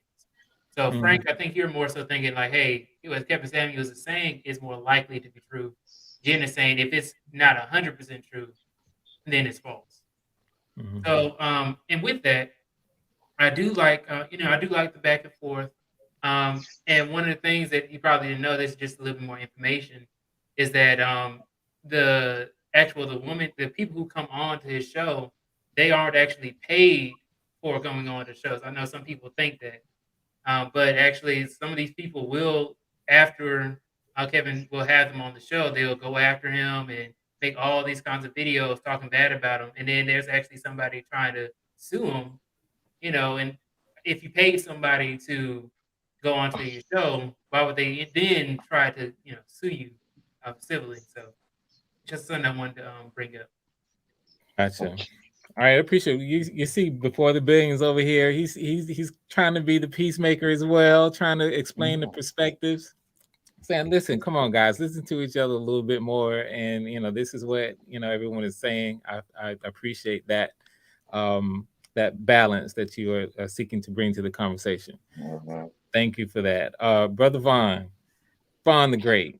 All right. Well, here we go. Well, my opinion is that I believe that man cannot live by bread alone, but out of every word that proceeded out of the mouth of God. Now that is my belief. That's my faith. And you don't have to believe it, but that's my faith. Okay. But I need to know if it's coming from a God standpoint. And everything that we say all the time is not spirit guided. So we have to, when it comes to people, and I don't care who they are, we have to have a spirit of discernment to be able to determine what's good in what they're saying and what's contrary to the truth. And no person can stand and say that everything that I said is the truth. I mean, I don't know how people are valuing other people. Now when it comes to Kevin Samuels, like I said, I really don't subscribe to him that often, but because I know he's a topic, I do like to keep myself informed. So I have listened to him on a lot of occasions, and I see some truth in what he says. At the same time, I see a lot of arrogance, and I see a lot of condescending types of ways that his approach when he comes to speaking to a person. And the thing that saddens me is that it's like, where did we go wrong with each other like this? Black men and black women used to stick together, and I think accountability needs to be on both sides of the spectrum. It's not more on this side and it's not more on that side. We need to come together and come to some type of solutions. I hear everybody talking about this, that, and the other, but what are the solutions? Oh, well, if the woman would just change her mind, everything would be fine. But what about what the brothers need to be doing? I don't have enough time. Well, In the future, I think we're coming back to it at some point. I don't know when, even if it's something that I end up doing. I'm not sure if we want to actually, if Jim wants to come back to this subject, because he's expressed a serious disdain for it as it is. But And it's not simple. It's not simple. It's not simple. yeah, What I agree just said too. is not simple. I agree. I'm gonna I put that agree. out there because the devil is a lie. What I just said is not simple. So what I want Okay. to do, I agree 100%. So what I want to do is actually thank you and thank OG Patrice and Before the Billions for coming on. What I'm going to do is go ahead, and since there was just a little bit of a engagement between What the Funk and Jen, I'm going to go ahead and allow just a little short back and forth with that to clarify a few points. I believe that it was going somewhere, and so I'll go ahead and put you all in the back, and then I'll go ahead and close the show from here, just to be respectful of everybody's time. So We I just, closing? Yes, sir. you want, Frank, it's always a pleasure being on your channel. thank you. I just want to say thank you, thank you, thank This you, was and you totally guys are not fair welcome. because we should have had more time.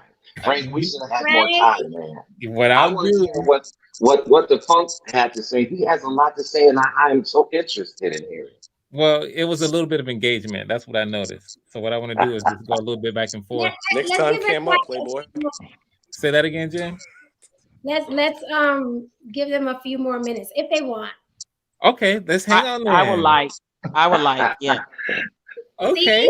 Look All at right. what the funk over there. Let me. Okay, so I'm gonna respond. I agree with Vaughn 100%, but that's the boring theory, Vaughn. Unfortunately for us, it's the boring theory. You either have to Okay. be against, Black women or against Black men in order to get the fire going and get millions and millions of But followers. they're both my people. Both of them are my people. Why Right? do I need to be against either Right. or? I'm not Yeah, understanding what you're saying. because people, and here's the thing, people are hurting.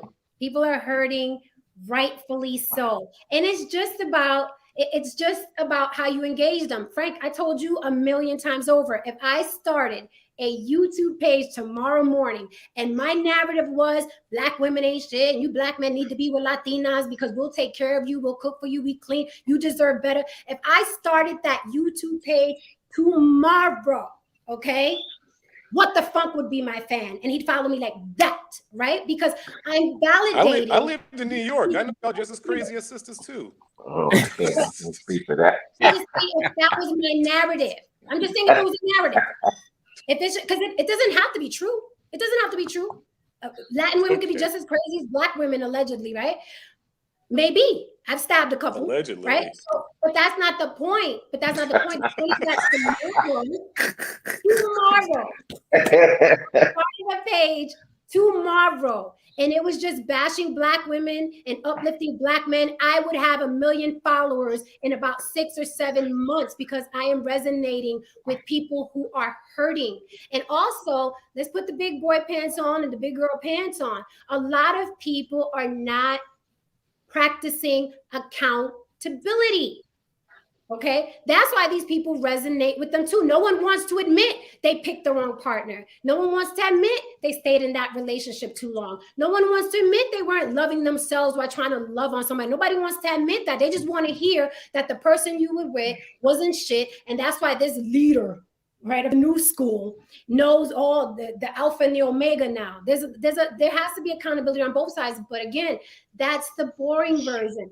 I bring up Cynthia G a lot, right? If you guys are really sincere about saying,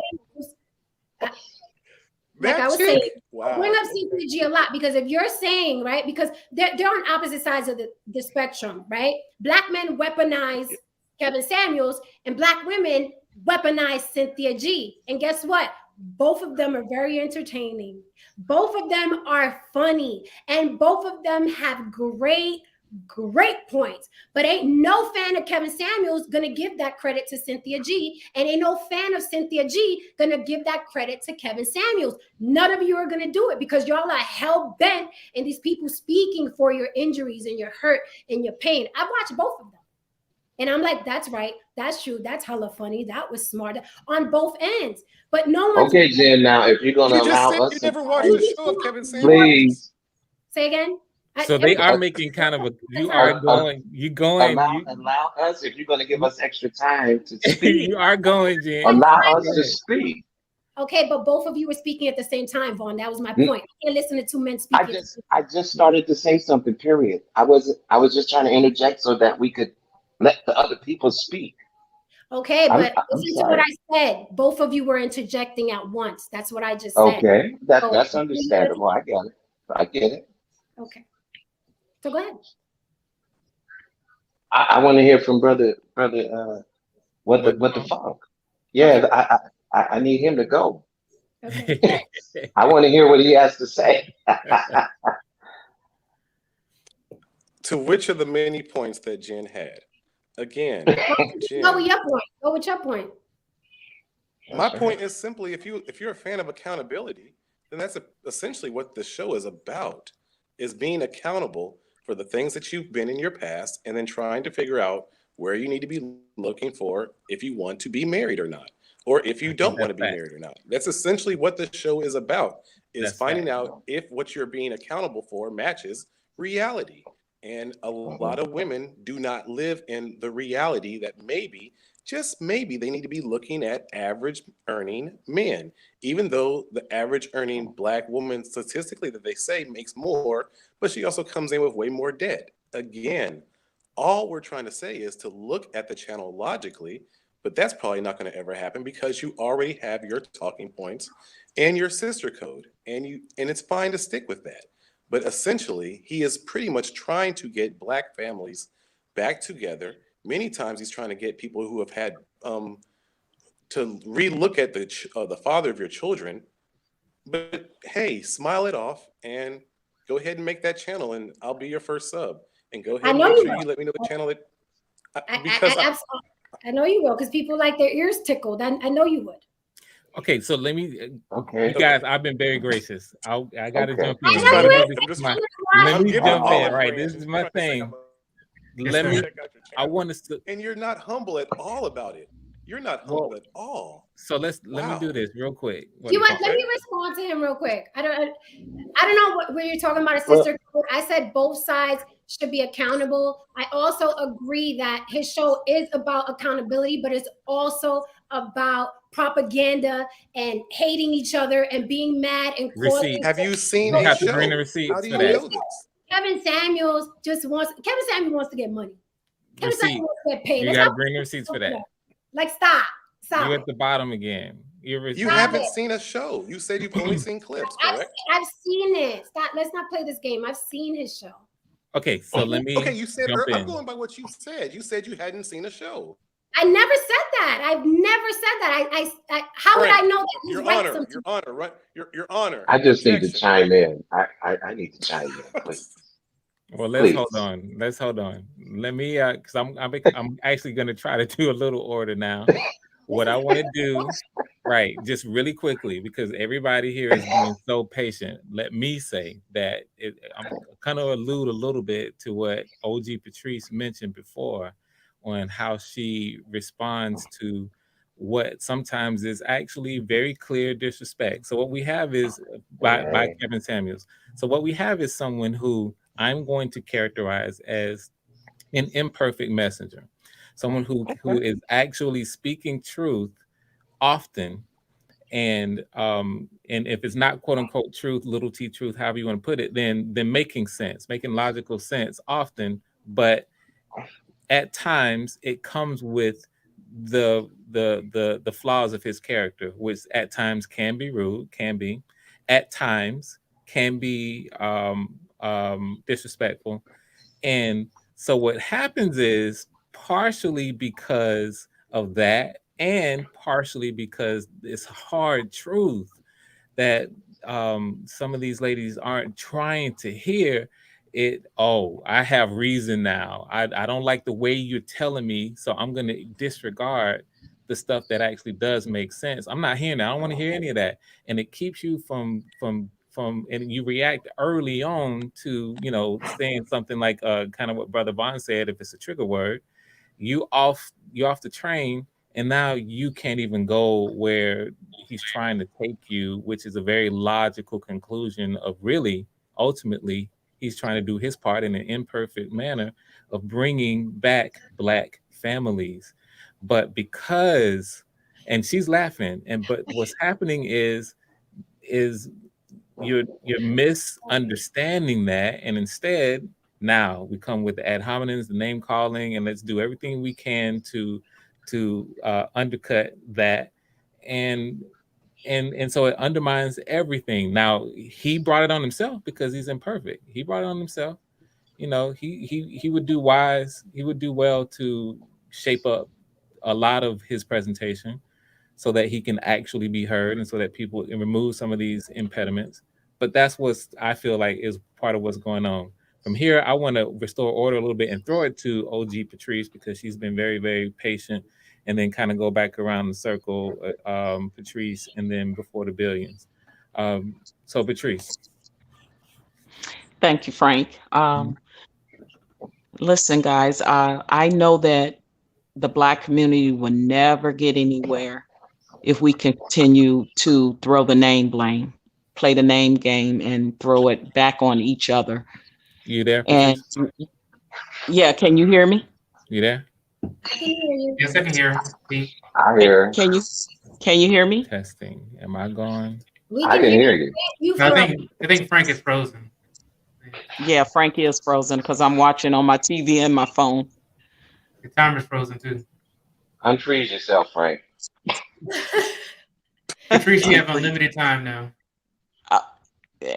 Okay, so you want so go ahead, Jen. Is it okay to go ahead? We can hear you fine. Everybody else can hear Patrice, right? Yes.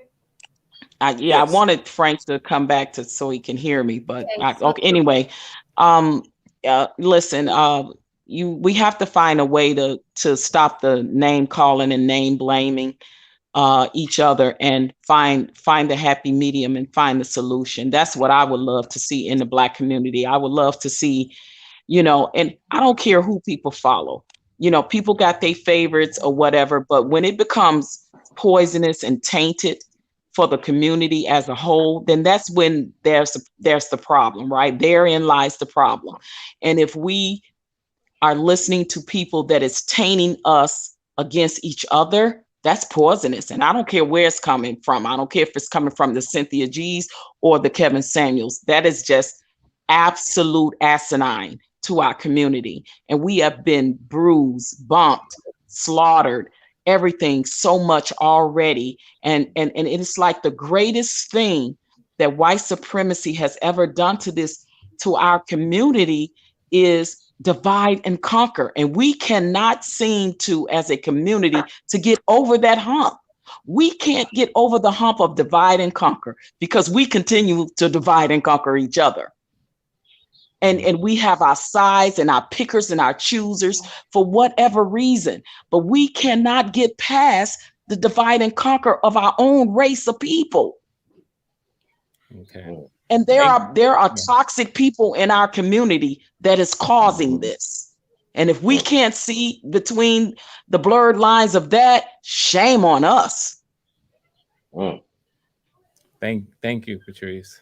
Thank you. Before the billions, we're going to go around here. We'll go ahead and throw the clock up.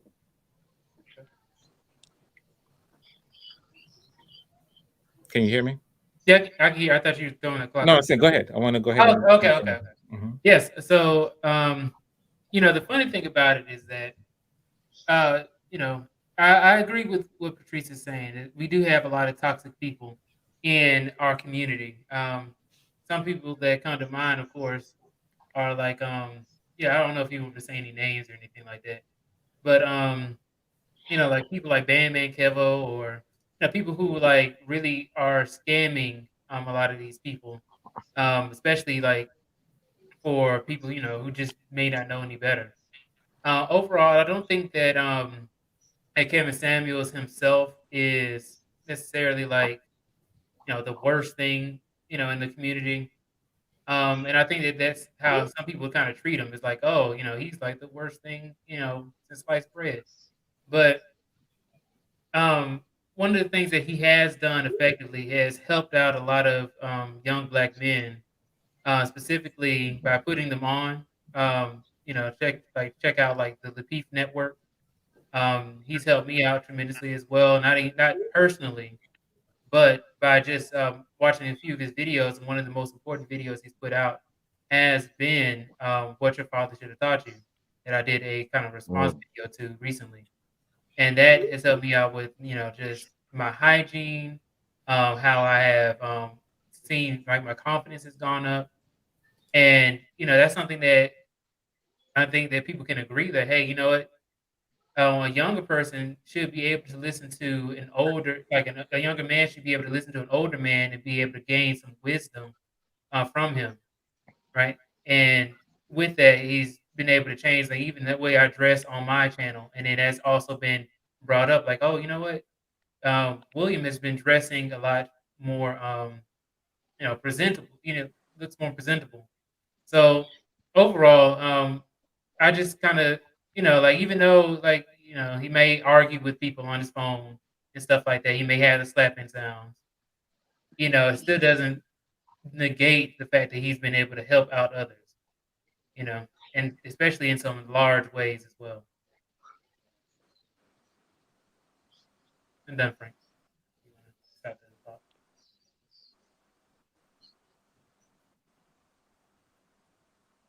Okay. Thank you. Thank you. Yeah, let's go ahead and keep it right on. Vaughn, you've been patient. You've been throwing it to everybody else. I want you to go ahead and jump in.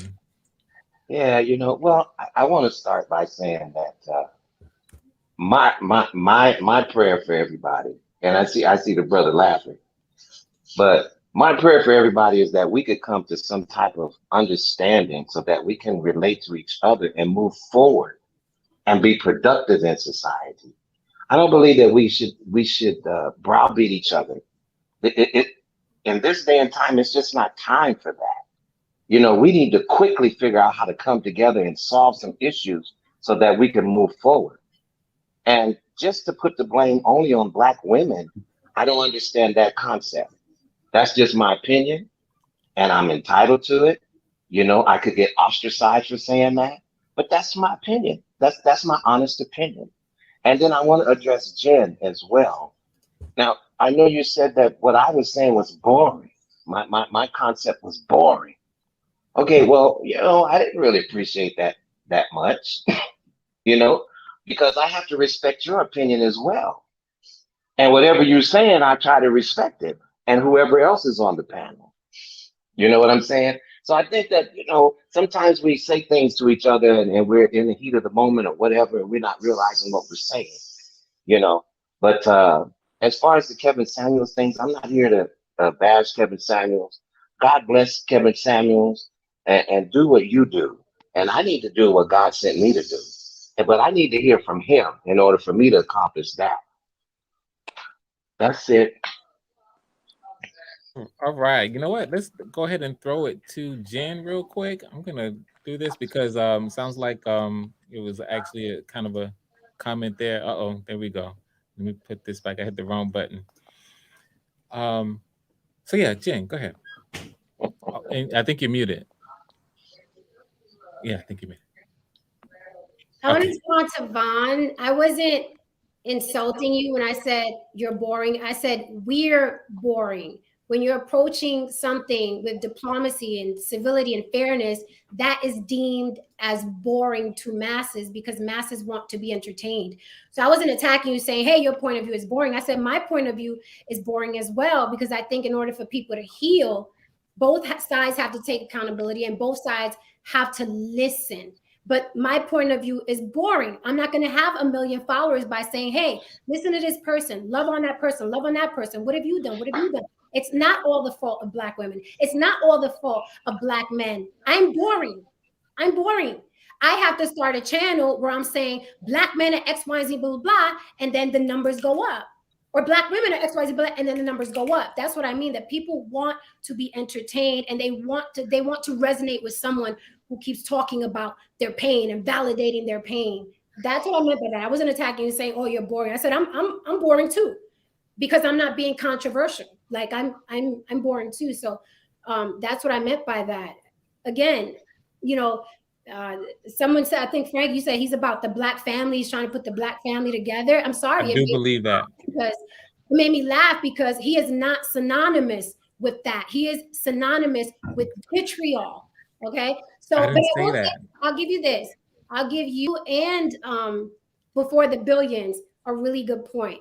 You men, from what I see, I don't know, you haven't broke bread with either of you. You men, from what I see, are logical and not in any visual bitterness or pain. So you can look at 50 videos of Kevin Samuels berating people, men or women, and then you can see the one where he's talking about hygiene and say, some of the stuff he says is good for me. It made me feel better. It made me do something better. But you guys are not the rule. The majority of his following is happy that someone is berating black women for them. And therein lies the danger. It's just like Trump, where not everybody would have stormed the Capitol that follows him. I'm sure I have a friend who's a Trump supporter. He's Mexican and gay, and he's a Trump supporter, right? So my friend wouldn't have ran up in the Capitol. He's like, them people were crazy. So yeah, is Kevin Samuels going to have docile, civil, diplomatic gentlemen following him? Absolutely. But the majority are like, no, we've been hurting for years, and black women have held us down for years. And Kevin Samuels finally gave me my wings. It's like Red Bull. I have wings now. And therein lies the danger. That's why I don't like him. Absolutely. Going back to Cynthia G, it's the same thing. She's entertaining as well, but she is a danger for the community because they are divisive. They're divisive. Never heard of that. And remember, he started trying to sell cologne. Okay. He wasn't about the black family. He was just like, hold up, what's popping here? And then he blew up. Go on. So, Jen, where we disagree is that there are followers who are like that. I just disagree, like, big time. I object when you say it's most of them. That's all. Like, you're coming from the standpoint that you're characterizing basically the majority of Kevin Samuels' followers are such and such. Have you and seen you kind the of do that? section? Have you seen the comment section? But it's not the majority. Yeah. You know, and so again, when you're like, how have you seen the comment section if you don't watch the videos? You keep saying, I don't know why you fabricating that. I said that I watch him. I don't know where you are. Said this so many times. I don't know where you are. I have no idea where you are. But you said you only watch clips, correct? So if you're watching clips, how are you seeing the comment section? What I said was that I'm not going to go back and watch hours of him because I know who he is. I've watched his videos. So why are you watching the comment section? How are you watching the comment section then? What do you mean? I mean, he's bringing a good point. Go ahead. Go ahead. What do you mean?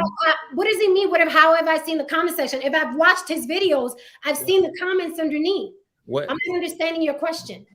The point, what the funk is trying to make is that you first, one side, you're saying, hey, I don't need to watch a whole lot. I've seen some clips. I'm a quick study. I know who he is. And you do express a very visual disdain and contempt for even going back to watch more. But then on the other hand, you say that you kind of expressing like, you're coming up with the comments and you're saying, hey, I see the comments and you offered it as a counterpoint to my point. I'm trying to say that it might be a few. You are saying that you know enough to know that it is the majority of the people who are, the toxic followers, and you went to the comments. But how would you really know to make that point unless you go in and you really, really pay attention and you study the comments? You are presenting a case that it's not, you're not coming off like you know enough about the point to be able to make it, is what he's saying. Hey, okay, Frank, neither of you are making any sense.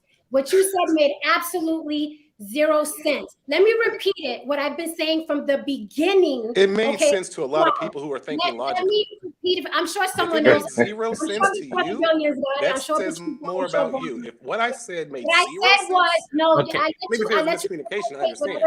But zero sense. You and Frank do not make any sense. You're saying on this side I'm saying this, and on this side I'm saying this. I said I know who he is. I've watched his videos. I've read the comments. I even spoke on another video. Look at the fruit the tree bears. Look at the people in the comments. This is not the first time I'm saying this, Frank, and you know that.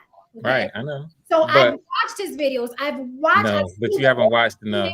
I've watched his debates on Facebook. I've seen Black women and Black men go at each other on Facebook. I've seen Black men think, reiterate what he's saying to insult Black women. I've seen the comments. He's not an anomaly. Now, what I said was I would not go back to entertain his videos because I've seen enough. I know who he is.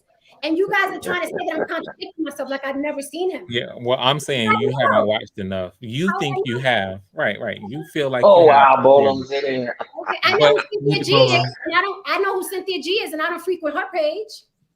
Right, so Jen, I think what's going on is that maybe you're not on Kevin Samuel's page, but because you just so happen to go on Facebook or Instagram, other people post them and you go through their comment section because it's part of his content. Like you may not be frequenting his page per se, but just because you're on these social media platforms, other people post it. Is that more correct? No, I actually added. I've seen it on Facebook and Instagram, but it's on his comments too. If you just pull up the comments on the video, it's not the majority. Is all my point. It's the majority. I would say. Right, so we agree to disagree. So here on that point, and this is where we can agree to disagree. And again, it's not just. And again, this is why I loathe the subject of Kevin Samuels because he's not the only one. If you go to Donovan, I know the subject of him because you're trying to make him the godfather, right? Mm-hmm. But if you go to Donovan Sharp's page, the comments are vitriolic. If you go to Tommy Sotomayor's page, the comments are vitriolic. It's just Kevin is your favorite guy. But Can I interject? Can I just interject really quick? I want to come to you. Have been inciting Black men who are bitter for years. These men have been inciting Black men who are bitter for years. Okay, it didn't start with Kevin. He's just a new kid on the block. It didn't start with Kevin. Right, guys. Let's let Jen actually have it on that one. I've just brought Bolo in, and I just to be able to bring him in. Oh, that's great. That's great. So and we talk backstage. Like you got a couple things you can say. You agreed to be concise with it. I say one sentence and I chill. I'm not. No one's arguing back. Yeah, you good. No, I'm not calling foul on anybody. Way more than I speak. Yeah, for sure. I'm not calling foul on anybody. Knock it off. You interrupt. Let's go, Bolo. And I'd like to say good evening to everybody. Good evening. Thanks for having me on your platform. Yeah, glad to have you. Hey, Jen, how you doing? My man, Mr. Deli, yo. I'm listening to, I've been listening to you guys for about half hour. And the issue is no one is listening to understand. Everyone is listening to respond. Right? It sounds like everyone is listening with emotional hearts and not legit ears. Everyone has a point to prove, and no one is trying to come to a solution. Do Kevin Samuels have points that he makes that are true? Sure. I've never really heard Cynthia G, but I'm sure she has points that are true.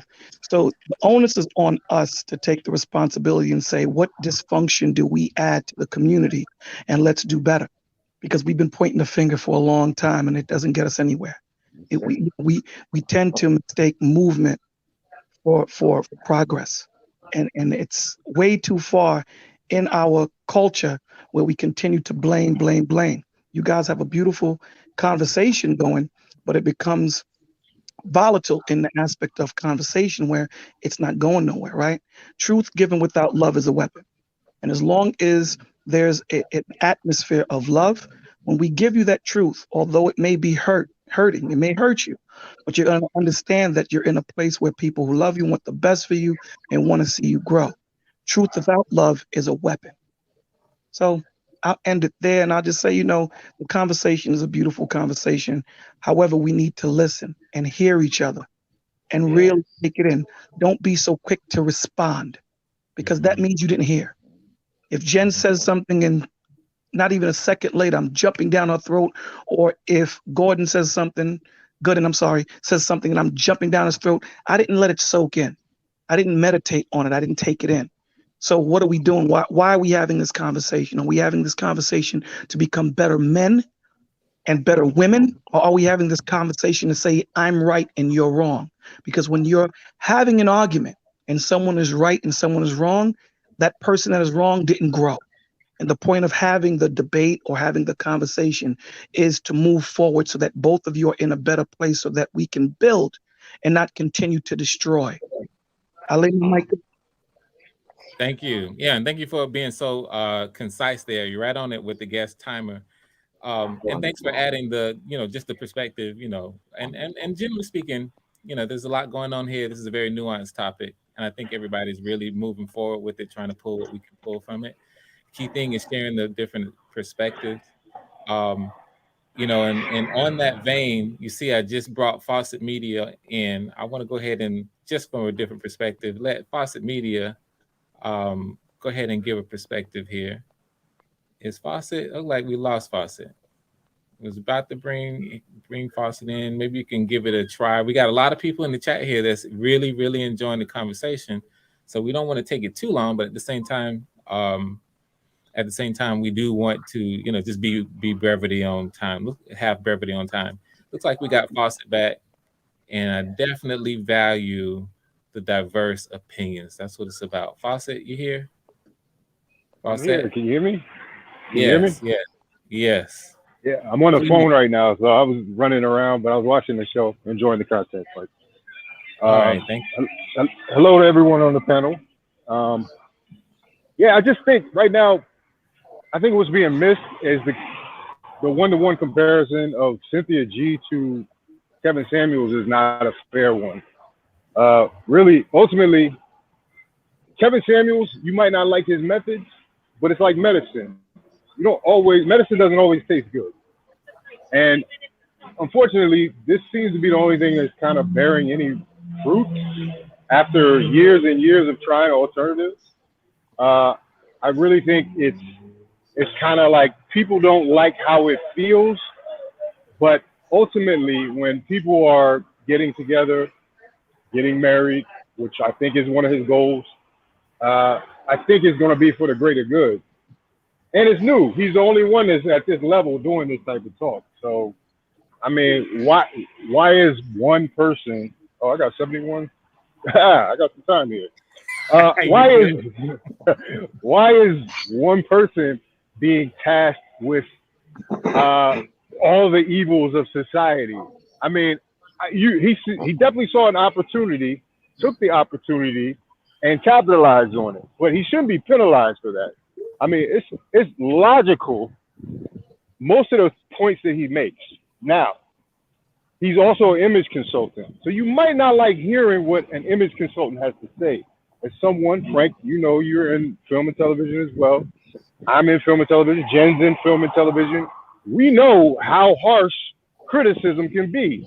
And it's about taking the note, taking the information in, understanding it, taking the good part and spitting out the rest, so you can get your job done. Their job right now is that we are in a crisis. And Kevin, with his Band-Aid approach, he's the messenger. So, I mean, nobody follows him blindly. Let's just say that.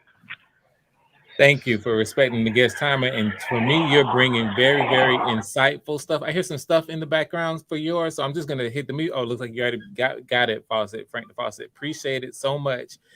And I'm going to continue to allow us to jump in.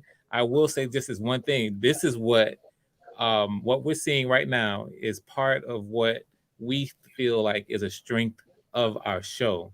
The fact that we can have these different perspectives that are all really are germane to the conversation and are contributing to the overall perspective. We all can pull something from it because we're not devolving into the name calling and the back and forth and being disrespectful towards each other.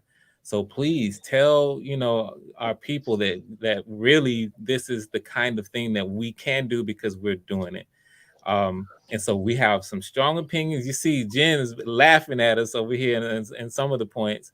And then, Sister Patrice is actually coming in with some good stuff. What I want to do is if I can, throw it to Sister Patrice since she's been so patient with it. And then it's been a lot. And so I want to go ahead and let Jen come in right after that and give her points. Patrice, OG. I know Thank you, Frank. I appreciate it. Welcome. Listen, I know for a fact that what I was told about my two exes is working, right? Because I listened to two men that were a big part of my life when I asked them, to tell me the truth about myself. And you're right. Truth is always you know, it's a hard pill to swallow sometimes. And when both of them told me that I didn't listen, I know I'm getting good at this now, because I'm listening better. I'm laying back. I don't interrupt. I let people talk. I let them complete their sentence, and I'm getting better at it, because two people that I loved so much in my life were two Black men that told me the same thing. So we as women, we need to pay attention. But I will say this: I agree with the brother Fawcett. Me, yeah, there is two different comparisons between Sinji and Kevin Samuels, because I've listened to Sinji, and just recently something was said on a panel that her and some other people were on just the last couple of days that actually made me want to just regurgitate. When I heard women say that they would encourage other Black women to abort Black male babies, that right there for me was like, and I don't think that Kevin Samuels has ever said any type of thing spewed out of his mouth like that. But when I heard something like that on that panel, I was like, oh my God, like we are in trouble. Let me tell you, we are in trouble as a Black community. And if we do not stop all this blaming and name calling and throwing each other under the bus and backbiting, manipulative, cunning, conniving bullcrap that we are doing to each other, we are literally going to destroy each other for real this time. Like this thing, listen, when I hear things like that, when I hear venom, when I hear vitriol like that, that is a problem. Wake up, Black women and Black men. We have a problem. Okay. Like I didn't have to put the timer on you. You were right there with it, and to me, you were definitely, throwing up that wake up call. So thank you for that, Sister Patrice. Let me pull this timer. I said I was going to go ahead and rotate to Jen. Jen, go ahead, please. How do you respond to the various commentary? I want to compliment Bolo. I was like, wow, truth given without love is a weapon. I was like, that's deep. I love his points of view. What Patrice just said, we have a problem. Houston, there's a problem. These YouTube characters, I just don't think, sorry, but I just don't think these YouTube characters are the answer for the Black community. And I only say that because whenever these names are brought up, there is nothing but hell, hot water, and fire in the comments, and women and men bumping heads. And it's getting worse and worse and worse and worse. Okay. And I would think a couple guys that appreciate the cologne he suggested, or the tie he suggested, is enough to help the vitriol and the divisiveness that these characters bring. Okay. Now the Cynthia G thing that Patrice just brought up, aborting Black babies, that's horrible, right? And maybe Kevin doesn't use that language, but in my opinion, he's just as divisive. And every now and then he'll mask it with something like, hey, you guys have to have good hygiene. I don't have anything personal against him. Like I said, he's entertaining. I even think sometimes he's been very funny, but I hold myself accountable. He's been very funny at the expense of someone else who was hurting and vulnerable. And I've laughed at that. Right? Some things that he's told some women or told some men, I'm like, that's funny, but it's really not funny, right? But we find it entertaining. So my point will always be, these guys, these women are not the answer to your problems. They're just validating the bitterness that you have and the lack of accountability. And I say, look at the fruit. I don't care if it's Facebook, Instagram, or write in their comments. There's nothing but Black men and Black women fighting. Are some of them not fighting and agreeing? Absolutely. But look at us right now on this panel. We're all very respectful of each other. We all enjoy, I hope, I know I do enjoy everybody's commentary, but even we're going back and forth. Nothing is being solved. None of us are going to leave here today like, wow, I really want to marry a Black man.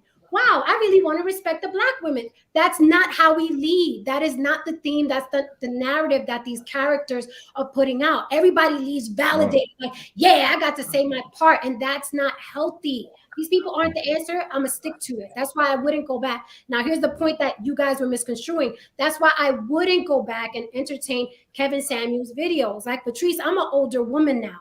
I have no time for the love and hip hop drama. I have no time to listen to Black men say why they don't like Black women, or they're not valuable, or they need I have no time. I'm looking for positivity. I'm looking for connection. I'm looking for healing. You know what I mean? I have no time to sit and just watch people go, because I don't even want to see one person. Let's say if it was one person being vitriolic in those comments, I don't want to see you talk about why you hate Black women. I don't want to see you. But then if I say that, you just don't like Kevin Samuels. It's not him. He is a symptom of the disease. Tommy Sotomayor was 100 times worse than Kevin Samuels. I wouldn't want to go and see him either. So that's my point. These characters are in it for the money, because it's a lot of money just sitting and talking to a screen. It is a lot of money. We've seen the numbers. This is why they're doing it. So when I hear, no, he wants the Black family together, it does make me laugh. It absolutely makes me laugh, because that's not why he's there. But that's my point. It's just, it's vitriolic. Right. So we see, from what I'm hearing is basically you have your mind made up, and so that's that. Your mind is made up, and you're giving your reasons. My thing is that, like, part of what this show is bringing the receipts. If I think a certain way, then, and I want people to feel like I do, which I do, I feel like Kevin Samuels is someone who is the things that I talked about, someone who's, basically someone who, kind of tells it to you hard and tells it to you blunt. And at times it's disrespectful, but he's on a mission that I think is a legit one. Then I'm showing you here, and I have, we can keep going. I got more clips I just didn't get to that are illustrating what it is. And when I tried to explain that and show it, Jen, you came with the, okay, he's, if I think he was being real, then maybe, he's making some legit points, but I don't think that. I think he's an actor. And so for me, when I hear you say, but this is who he is, and then you begin to characterize him in all these ways, I have to say, fine, you're welcome. You absolutely entitled to your opinion, but you're not bringing any receipts. You're instead saying, you go look, you go check the fruit. This is how I think about it, and this is how I see it. And maybe you don't care that other people agree with your perspective. You just want to speak your piece and stay at the bottom of the triangle is how I'm looking at it. And instead of saying, hey, let's go to the top and refute what he's saying, instead you're down here with the let's call the names, and he's this and this, and he's tearing women limb from limb, and it's disrespectful, and it's the worst thing, and all these things. It's hard for me. I cannot take the argument seriously because you're not bringing anything to support it. And until you do, this is what this is about for me. So when the brother asked Bolo, what are we doing here? The point of this conversation, you came in a little bit late. We're not here just going back and forth for the heck of it on, talking about Kevin Samuels. It was, is Kevin Samuels wrong in his response to a particular caller? And what we did is we went through and we kind of went through it in an effort to evaluate what's coming directly from Kevin Samuels, as opposed to what's coming from everybody else that's talking about him, all this chatter. I look at this chatter. So until you can actually bring something to me that proves your point, I win the point. My point is that I just showed and demonstrated he's just talking to somebody back and forth. He's not tearing them limb from limb. And it's cool if you reject that, but I just brought the receipts. And anybody in the chat, this is for, folks, we all can kind of watch, the people who are on the panel can kind of take a look at it and evaluate for ourselves. And if you disagree, show me where. So that's where I am on the issue. So I appreciate Bolo even asking that question. Vaughn, I heard you and you've been real patient. Well, I want to respond to what you said. Okay. Wait a minute now. Are you really? I want to say that this show isn't about bringing receipts. It's about objecting to opinion. So it's not about, and this is where you guys got confused with the message before, where you said bring receipts. Again, he is synonymous with vitriol and videos that have gone viral where he's berating Black women. I don't have to give you receipts. Actually, the receipt that you brought to defend him and humanize him, he is disrespecting a woman in the receipt that you brought. So you actually did my job for me. I don't have to bring you a receipt. Just play like they say in sports, play the videotape. He's disrespecting her. Okay, he's cutting her off. He's very condescending. He's talking to her like she's not valuable because she has 2 kids. You have the receipt. I don't have to go get it. So that's where you guys got confused, where I said, I'm not going to Kevin Samuels and entertaining videos just so I could bring back a highlight reel of all the times he's disrespected women. I don't have to do that. You know what Kevin Samuels is. And what I don't like is when we play dumb, talking about your triangle. Why are we all down here and pretending that we're not all down here? Let's not play dumb. He is synonymous with controversy and vitriol and bitterness. And every now and then he probably says, hey, you should wash your ass because women like it. No, that's not enough. So I'm not going to get receipts when they're all over the place. Kevin Samuels is synonymous with controversy, not love, not togetherness. Like I said, when we all leave here, no one is leaving like, oh, wow, like I'm really liking this love stuff.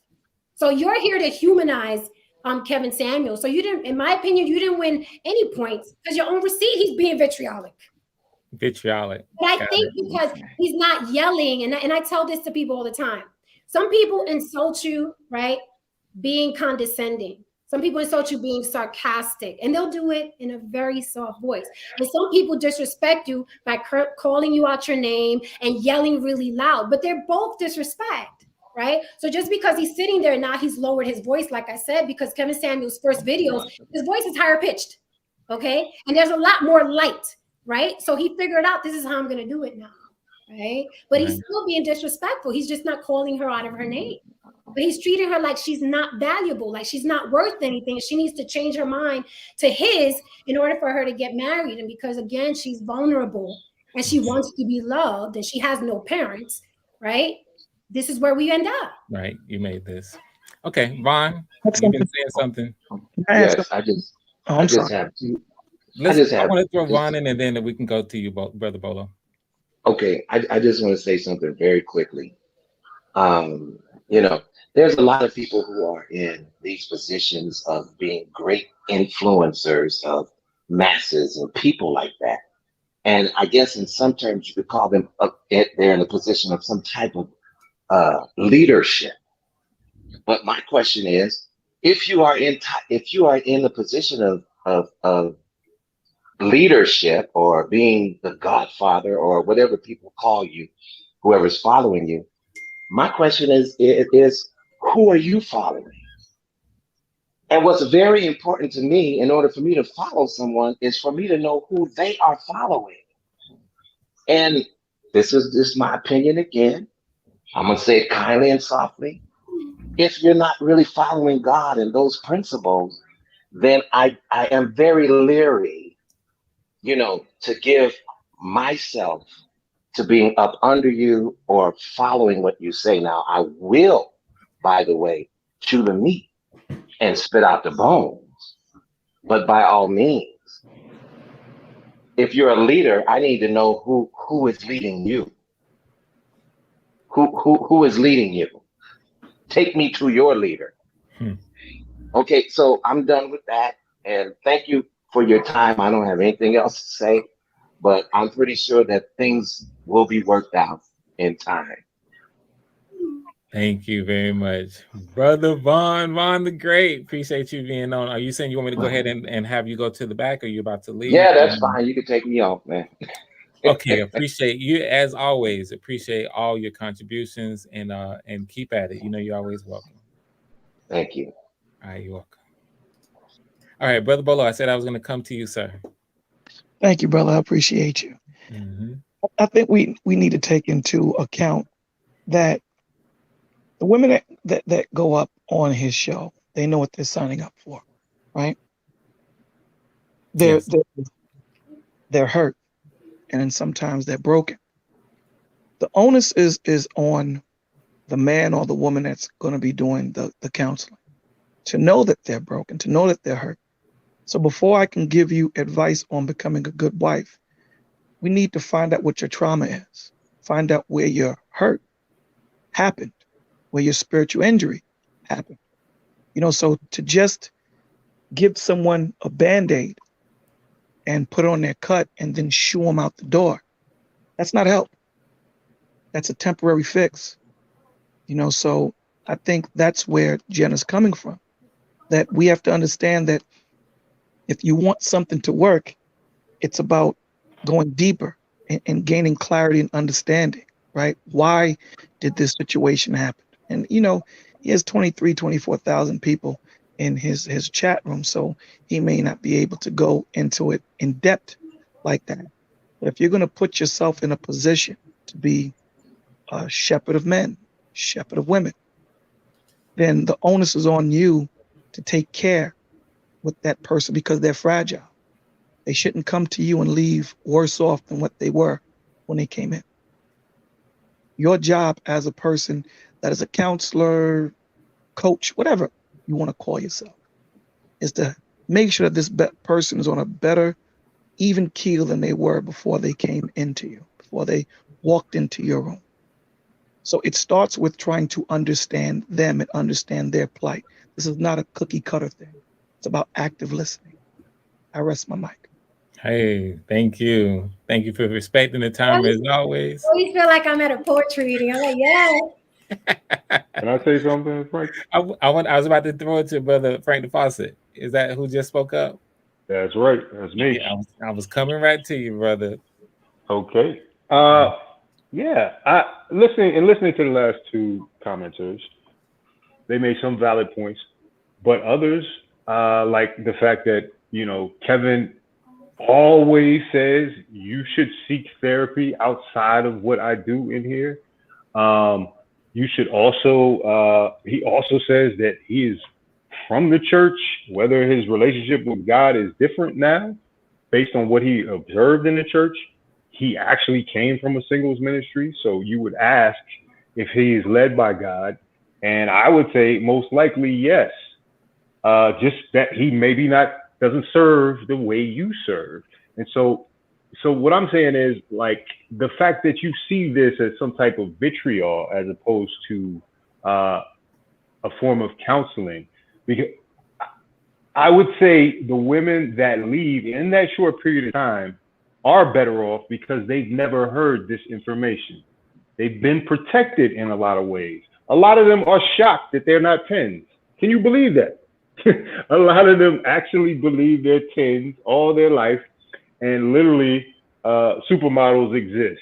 Literally, what do you say? Kelly Rowland, Beyonce, and Rihanna exist. They haven't done the work. They've actually had scales on their eyes. And just as you go back to theology, didn't Jesus go in and turn over the tables from the money changers? There are different theologies that are based in Christianity that you're not acknowledging when it comes to Kevin Samuels for some reason. And I don't know what it is. So just because he doesn't have like a robe on, maybe, you can't make that transition, but I still think he's doing the Lord's work. Got it. I hear you on that one. I hear you. Sister Patrice has been really patient. I know Jen want to say something, but you got a road dog right here with you in Patrice, Jen. So she's been very, very patient. If you want to jump in and say anything, Patrice, I want to give it to I you. do. To Brother Fawcett's point, it's fine that people find some sense of solace in Kevin Samuels. To each his own. I'm not a fan. I don't dislike him one way or the other, but I think that at the same time, when you see a woman come on your panel and she's hurt, she's traumatized, she's telling you all these things, and then you in turn do the same thing to her, and then at the end of that conversation you tell her to seek therapy.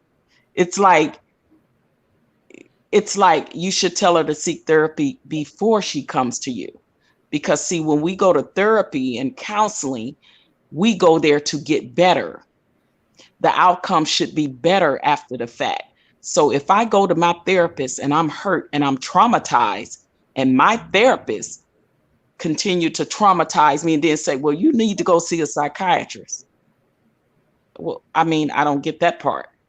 So when you know these women are coming to you in this form, say, come and see me after you've had therapy. I'm not a licensed therapist. I'm not a licensed psychiatrist. I'm not a licensed counselor.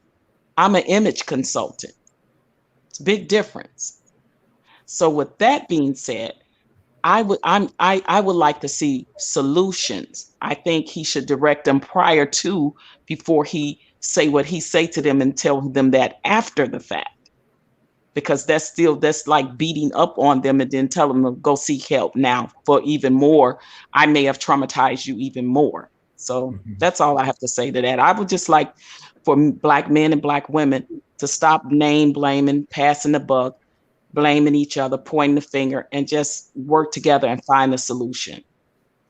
So real quick, I have a question. Do you feel like he does more bad than good? I understand you have the criticisms of him.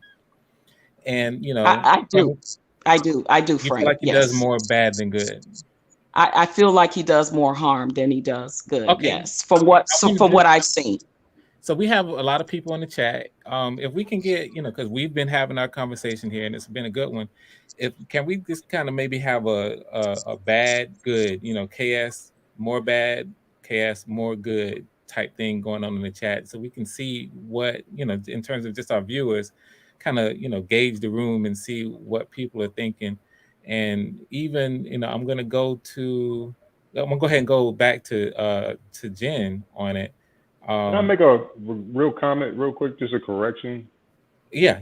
I would say go ahead, and then we can go to Jen. Yeah. The question that Kevin asked is, are you in therapy or have you sought therapy? He does ask that in the beginning of the call. It's actually one of the questions that he goes into before the conversation goes, because he frames the argument based on that. So I just add that to the last caller's point. Okay. You want to say something on that, Patrice, real quick before I go to Jen? Okay. Yeah.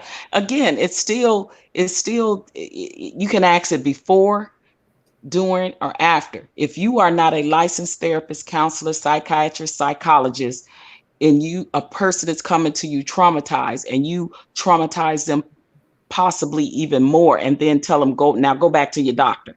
I'm just make that make sense to me, because it seems like it's a contradiction there. That's all I'm saying. Do you have data that says they are traumatized even more? Because I will posit that they're not. I think that's a good question. Of course I don't have data. Do you have data that they're not? You're making the assertion, though, that they are. That's a blanket statement I think we're both making. But when you browbeat or you talk derogatory, condescending, negative to a person that's already traumatized, they've already heard trigger words said to them already. So I can't even imagine them not. They may have a straight face up there, but I cannot imagine them feeling some type of way. But there are women who are getting married off of that show, and in the situation that they sought out in the beginning of actually calling into the show.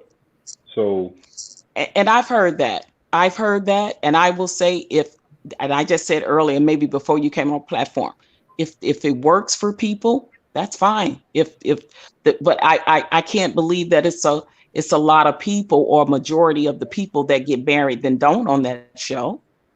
I won't believe that. But if it works for whoever it works for, more power to them. You asked me my opinion about what I thought he was doing more harm than good, and I do. I don't think he is doing more good than he is doing more harm. Got it. Thank you. I feel like that was a good point, counterpoint. I was getting ready to come to you, Jen. I don't know if you Yeah, it looks like I'm getting ready to come to you.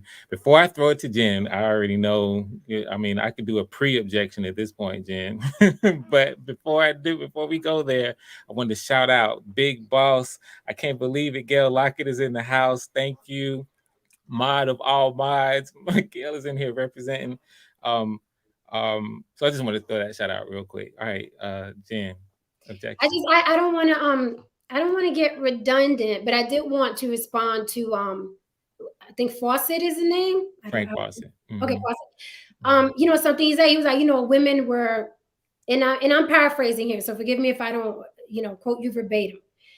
But women were delusional prior to. They were running around thinking they were 10s, and that's the point that I made before, right? The finger pointing that Patrice had mentioned. Guess who else was running around thinking they were 10s? Okay, if I can show you my DMs, my inboxes, the caliber of men that come at me in mass, okay? Pot bellies, short, unattractive, teeth messed up, receding hairline. So it's not just women that are doing this and have been doing it for decades. Men have been doing it for decades. They don't care what a woman looks like walking down the street. They're trying to get her, knowing they don't have a pot to piss in, a window to throw it out of, knowing they probably live with their mama, terrible credit, don't have a car, and they're just, shooting their shot constantly. So what's the difference between that and women that run around and think they're 10s and they're not? And that's what I'm saying, that these characters speak to how you've been feeling your entire life. They resonate with you. And then it becomes a cult-like following because you can't hear that anybody disagrees with them. So that's really the only point I want to make. And also, I am a fan of tough love. Okay, that is how I live. That is how I do my family and my friends. I am a fan of tough love. But I don't think what Kevin Samuels doing is tough love. He is getting paid. And somebody made a good point in the chat. They was like, he's not asking that they go to therapy like as a form of help, but just basically to justify, his points. I've watched his videos. I've observed them, even the video that you send me, Frank, for this show. And he also reminds me of the psychics, right? The psychics, like when you go to a circus or whatever, you sit down, give the psychic $5. He's very much testing your temperature. You got a dad, you got a mom. Okay, so you must feel like that. He's very good at what he does. He is a professional. I guarantee on his bookshelf is The Art of Seduction, The Art of Manipulation, The Art of War. He's very, very intelligent, but he is there to make money. So I just think it is ludicrous that people are saying he's trying to join families together. And I'll end with this. The reason why I think he's more bad than good is because he's a runaway train. And his minions are also starting pages. Somebody mentioned before, before Kevin Samuels, nobody was starting these pages, but they're starting pages in the likes of him.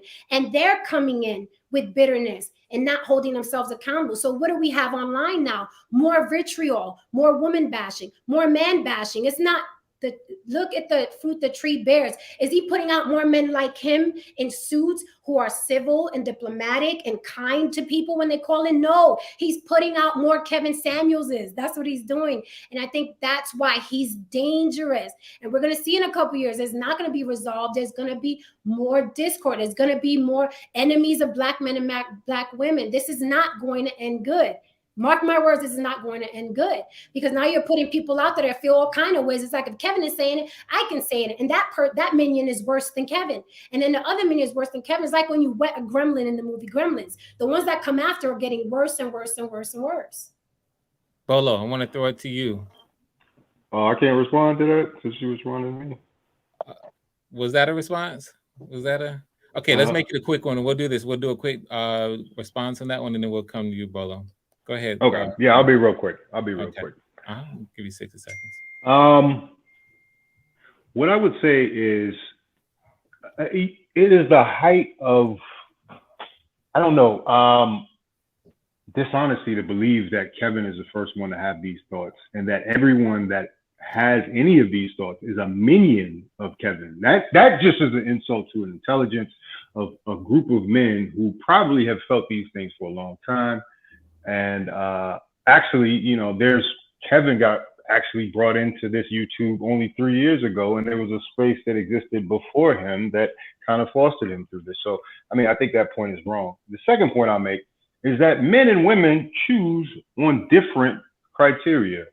So the fact that you got men with pot bellies in your DM has nothing to do with the fact that men are attracted to certain things. You might be attracted to attractive men, but there are women who would deal with a dude with a pot belly and whatever else. I mean, you can look at the population now. I mean, like, there's no parity in those two statements. I mean, I would say a lot of women are attracted to money, and that's being exposed on Kevin's show, and I think people don't like it. Brother Frank, you see, I froze the timer and gave you a few more seconds on the sneak tip, right? You saw that, right? Yeah, I appreciate it. Thank you. I don't need no. I wanted to finish the thought, but I did. You know, I got you. No, I'll give you a little bit more time. I did. Appreciate it. That's okay. I'm glad you're here. So Jen, did you want to jump in with something quick? Just to say that, I don't know how late you got here, but I did say that Kevin wasn't the first one to have those thoughts. There have been other YouTube characters. And I also validated that men have been feeling these things for years, which confirms my point. He resonates with those men who have been feeling those things for years. And that is why men are so attached to him, because they feel like he's speaking for them. He's being the voice that they could never be. And that's a dangerous place to be, because you start worshiping somebody when they resonate, they're speaking for you. It happens in many, many, many different genres. It happens in music. That's how cults start. Oh my God, this person is speaking for me. I will do anything for you. And I'm just saying that it's a dangerous game that people are playing online. It's dangerous because he's just developing more and more people who feel like, wow, now I can speak up about all the things that I was mad about. And that's dangerous, because these people are not seeking therapy. Okay, it's not dangerous. Not dangerous. I'm sorry, but it's not dangerous necessarily. You're punishing somebody for a crime that hasn't been committed yet. First off, if they were to bring up these points that are logical, what's wrong with that? Actually, is leveling the playing field, and I think that's what you're afraid of. I mean, not you personally, but people who might be opposed to his message are afraid of men actually having an independent thought that might have been sparked by something Kevin said. So, I mean, I just think it's kind of, like I said, it's dishonest to believe that one man is now influencing a whole gender of men, when there are hundreds of women that speak in the opposite, and we don't talk about them at all for the last 50 years. Like, really? I have to disagree. Let me tell you something. I've seen Black men bash Black women for the entire decade. I've been on any social media platform. They've talked about their wigs. They've talked about their complexions. They're talking about their fat. So I don't know what rock you've been under, but I've seen this going back and forth for many, many, many, many years. So I don't know all of a sudden why men forgot that they've been bashing Black women for decades. Where's, because I know the planet I've been on, that's what's been happening. So I don't know how people forgot all of a sudden. I'm shocked that people forgot all of a sudden. So that's why I'm saying that on both sides need healing. And Kevin Samuels is not the way. I will say it 100,000 times. Kevin Samuels is not the way. He is creating more chaos and more vitriol. And that's why these debates can go on for 10 hours. There's no healing here. Now, as far as leveling the playing field, maybe some women do feel like that. I can't relate to that. Maybe some women do feel like, hey, stop throwing out the bro code and the sister code. Everybody's going to know, or the jig is up. I don't know how people feel that dislike him. All I know is both sides have a lot of healing to do, and having one person be the godfather and be biased at the same time is dangerous, in my opinion. That's all I'm saying. It is dangerous, in my opinion.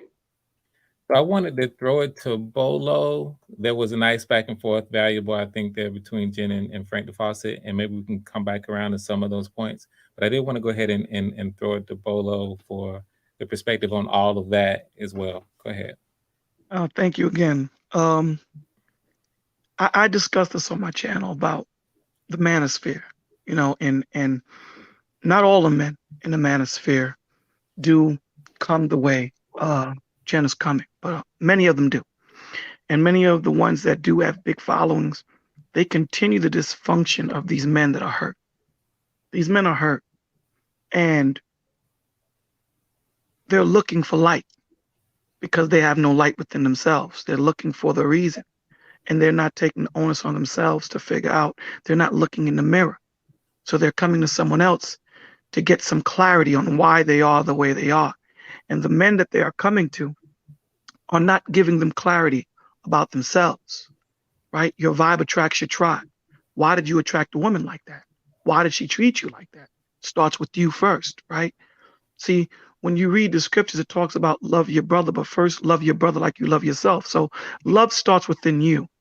So when you know what your worth is, you can go out there and demand your value, right? You have standards that you set.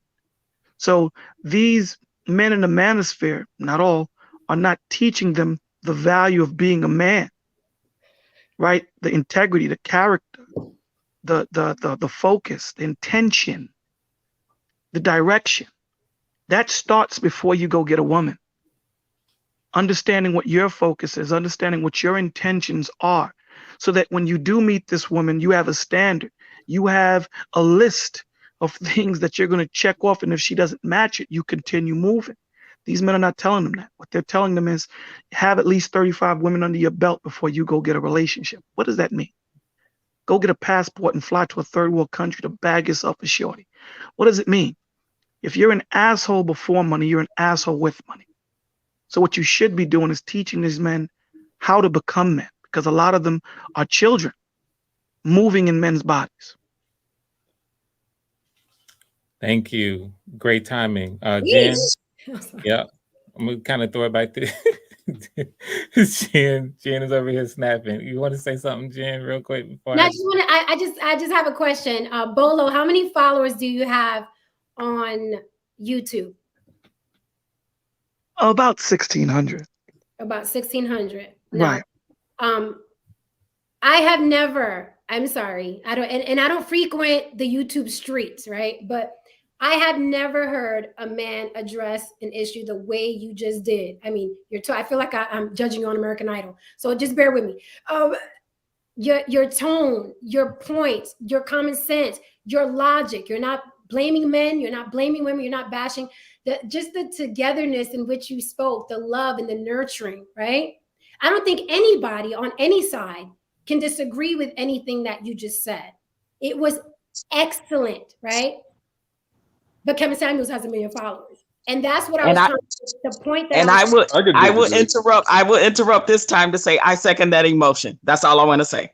Well, I can definitely disagree. Point where let me add this to you, Jen. Let me just say this and I'll wrap it. Imagine if we had one Bolo and then 1 million followers, and within those 1 million followers, right, people making YouTube pages that are echoing his words. Then we're talking about some healing. Then we're talking about some Black love. Then we're talking about family. Imagine, but no, we have 1 million people following Kevin Samuels and all the minions in between creating pages that echo his words. That is the point I'm trying to make. Can I just say this, and then I'll yield the mic. Let me just say this, and then I'll yield the mic. When you look at reptiles, right? They're cold-blooded animals, right? They can't regulate their body heat. So what do? They climb up on a rock, they climb up on a tree, and let that sun heat them up. And then they go back into the water or wherever they came from. You correlate that with man and women. When you don't have that self-love and you don't have that light generating from within you, you tend to focus and you tend to gravitate towards anything that emulates some type of light. You don't have that discernment within you to know whether it's good light or bad light because you have no love for yourself. And that's where it starts. So when we deal with my channel deals with mental illness and depression, right? So a lot of the men and women that come to my channel and children, we deal with why you are the way you are. Where did it start, right? All of these things that you have are symptoms to what the bigger issue is. And that's the problem. A lot of times we try to use cookie cutter solutions, and it's not about active listening. right? So what's wrong with Jen may be the same problem that's wrong with Patrice, but the way I'm going to reach Jen is not going to be the way I reach Patrice. So I have to figure out. That's why the scriptures tell you, get knowledge, get wisdom, with all thy getting, get understanding, knowing how to get this message to her. So if I'm talking to someone in a wheelchair and I'm giving them advice, this is why they say walk a mile in my own shoes. When you walk and put yourself in that wheelchair of that man or woman, the advice that you're going to give is going to be totally different, because now you understand what they've been through. If you're just giving 2 minutes, you can't really give no healing. All right, thank you. Understood. I don't mean to have to go back and forth on every point, but definitely I would say, Bolo, there are examples of these people out here talking about manhood.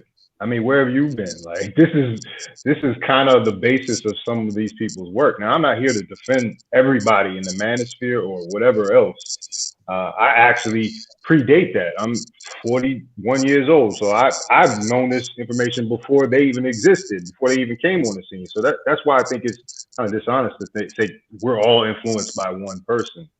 But my point is, Jen, you're listening to what Bolo says because you've heard it before. And you just brought up the point that you could make 1 million followers if someone tickled your ears. And you could have 1 million followers on your channel specifically if you said what people wanted to hear. So I would say that Bolo is actually showing us something that has been shown before in the character of a Derek Jackson. Derek Jackson told women exactly what they wanted to hear, and they ate it up. And he got 1 million followers or close to it before the truth came out. May I respond to that, Frank? May I respond to that? Yeah, but hold on real quick. Wait. I want to jump in real quick. Because remember, one of the things that you just said too was that, sometimes you jump right in, you didn't necessarily hear. You don't. I know you're going to say that you do. Let me say this. Yes, sir. Miss this point. I don't think he's trying to make a direct comparison here. I'm not saying he is. Not at all. Okay, so just want to make hear his point. No, Go ahead. clear. Mm-hmm. Okay, this is the point that we need to do, right? We need to stop listening with the emotional hearts and start listening with logistical ears. The first thing I said was, not every man in the manosphere, but most. You seem not to have heard that. And I made sure I said it twice. Not all, but most. Let's not forget Fresh and Fit, my brother. Let's not forget them. I'm 48. So I've been on these streets 7 years longer than you. So I understand your point. So it seems that without saying it, because I get this all the time and it doesn't bother me, when it comes to being a simp, I get it. It's cool. I understand it. See, the problems that these men have with their women, I don't.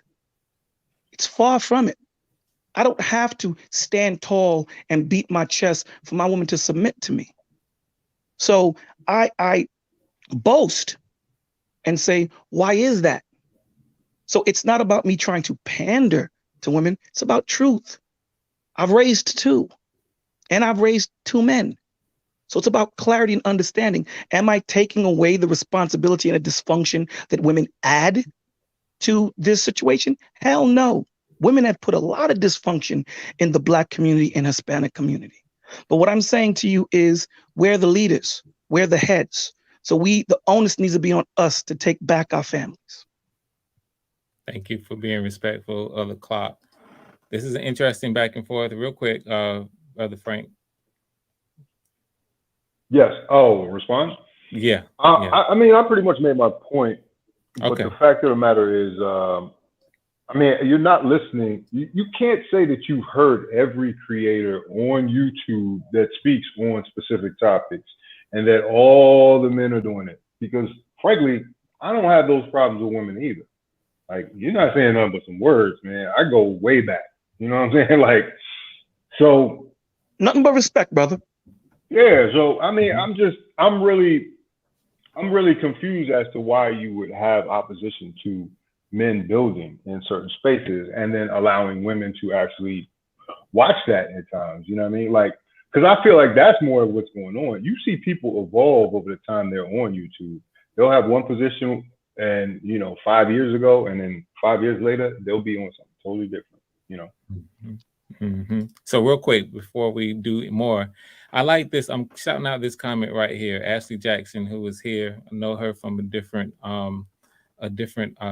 group. And I just like how she's coming in and she's saying, I love this conversation. Great way to spend my night learning. And that's really what it's about all across the board. And even with these, perspectives that might at times seem like they're opposed, there's still a lot of learning going on because of the respect that we all are bringing to the subject right here. So just wanted to shout that out. I appreciate that. That's what we're all about on objections. Okay, so I believe both of you kind of made your points there, Brother Bolo. I'll kind of want you to follow up on that, and then I'm gonna give it to Jen. Thank you. I love the respect that the brother and I have in conversation. And I can't say that I've heard every man in the manosphere or every one woman in feminism. I've heard a lot. So this is why I tend to make it abundantly clear, not all the men in the manosphere. That's why before I go on my rant, I make sure to abundantly say this. Not all the men in the manosphere, right? I'll tell you that Kevin Samuels is one of them that I've never heard him tell men to continue in their dysfunction. So this is why I say, not every man, but there are a lot of them that do. There are a lot of them that don't teach the men to respect themselves. It starts with you first. And I say this to women when I counsel them. It starts with you first.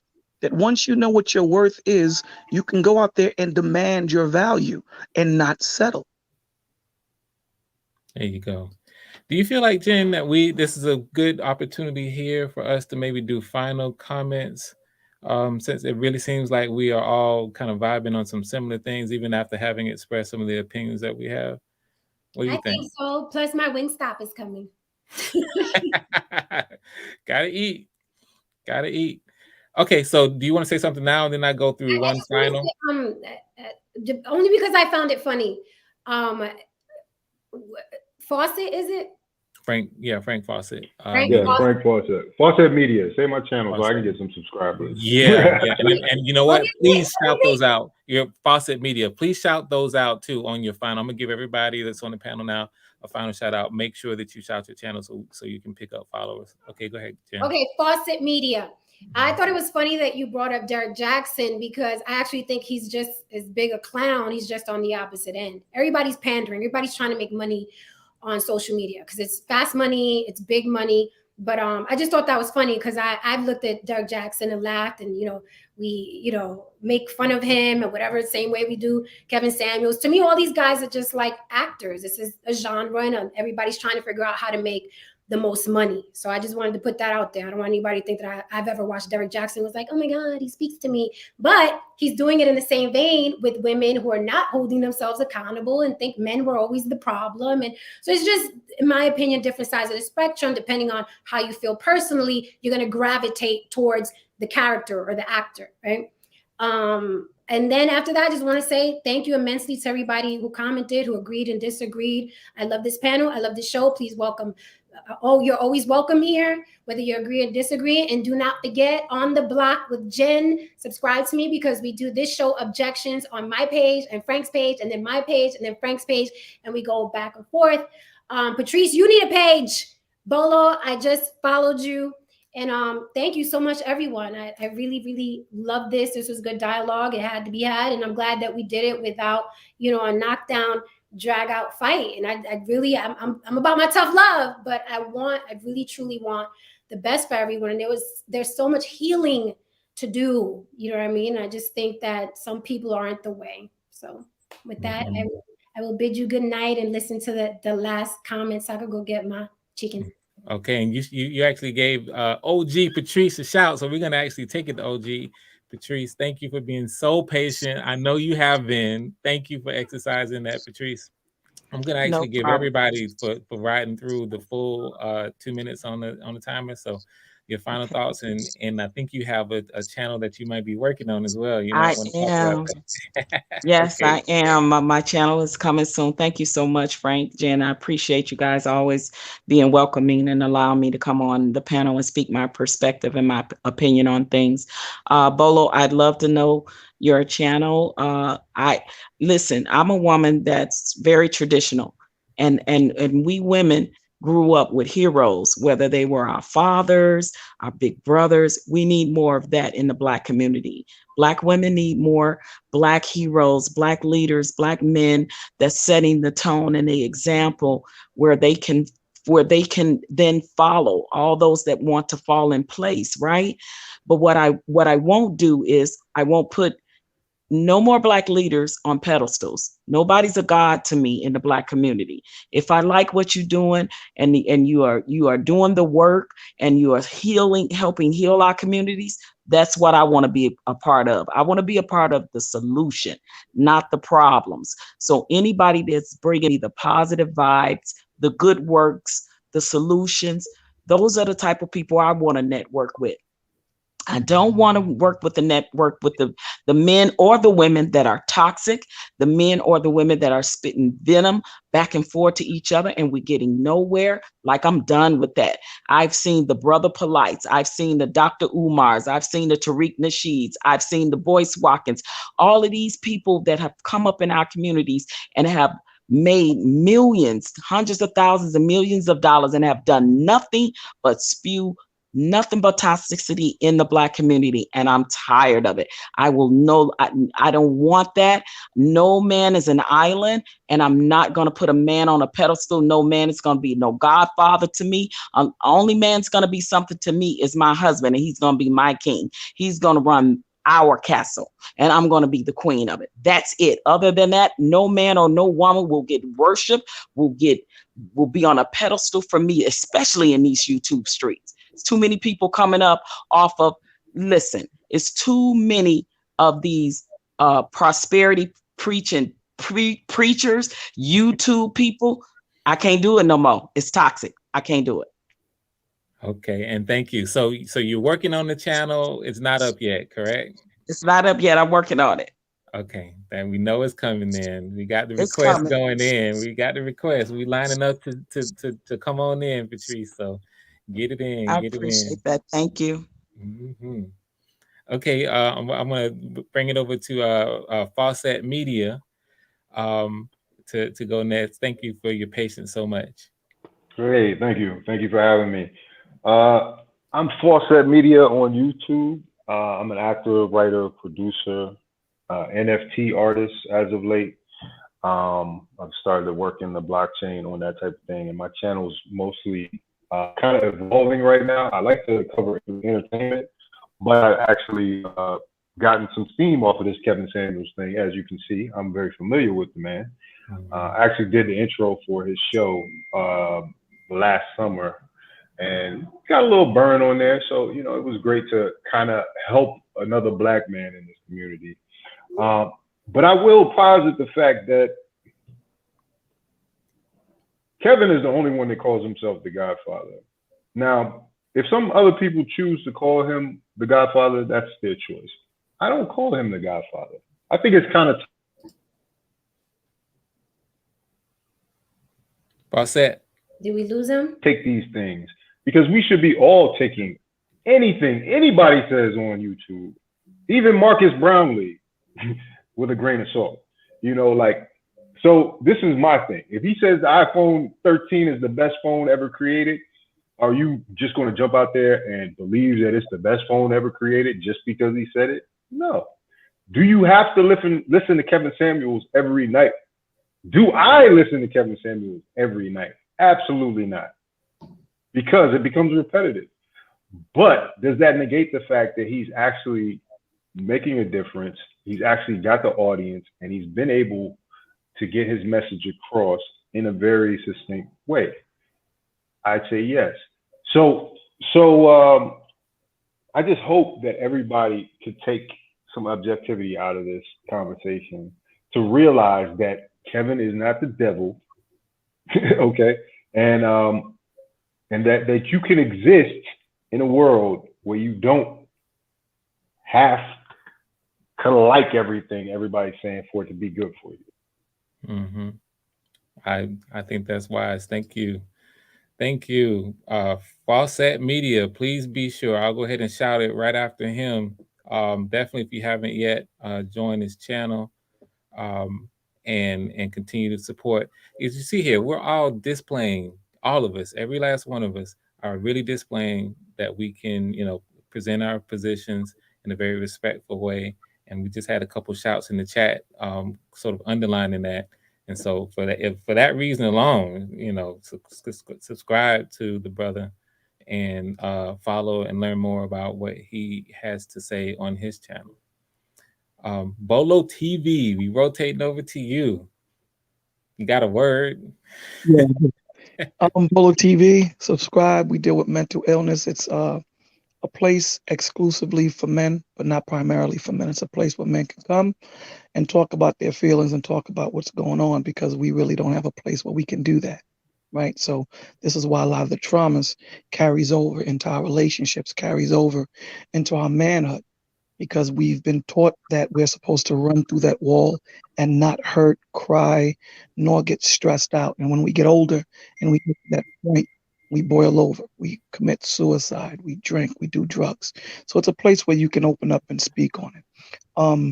Pertaining to the men and women that gravitate to people that says things that they want to hear.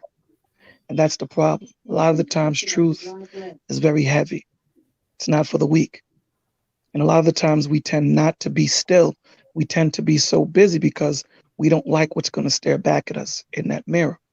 And that's what, I would end this conversation on, is stop wanting someone to be the change. Start looking in the mirror and become the change that you want to see. Be the change that you want in your village, in your community. You always want someone else to spark that, to be the catalyst. It could be you, right? So it's unfortunate that a lot of us that hurt, we tend to gravitate towards something that we don't know if it's good for us or bad for us. We tend not to really think about it. We just want to feel good.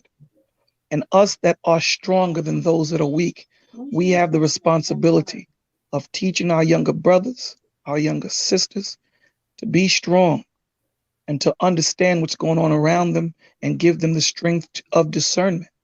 And it starts with them. Before I can help someone else swim, I got to learn to swim myself, or both of us are going to drown. Good night, and thank you for having me. Good night. Look at that timing.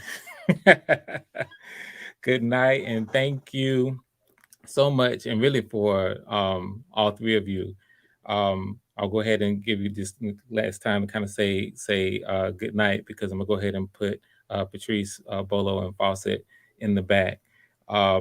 Thank you so much. Can I just add something really, really quick? Yeah. I have to say this. Following what Bolo said, create what you want to be a part of. And that's why I love objections. And that's why we need you guys to share and discuss and subscribe and hit the notifications so you know when we're on, either on my page or on Frank's page.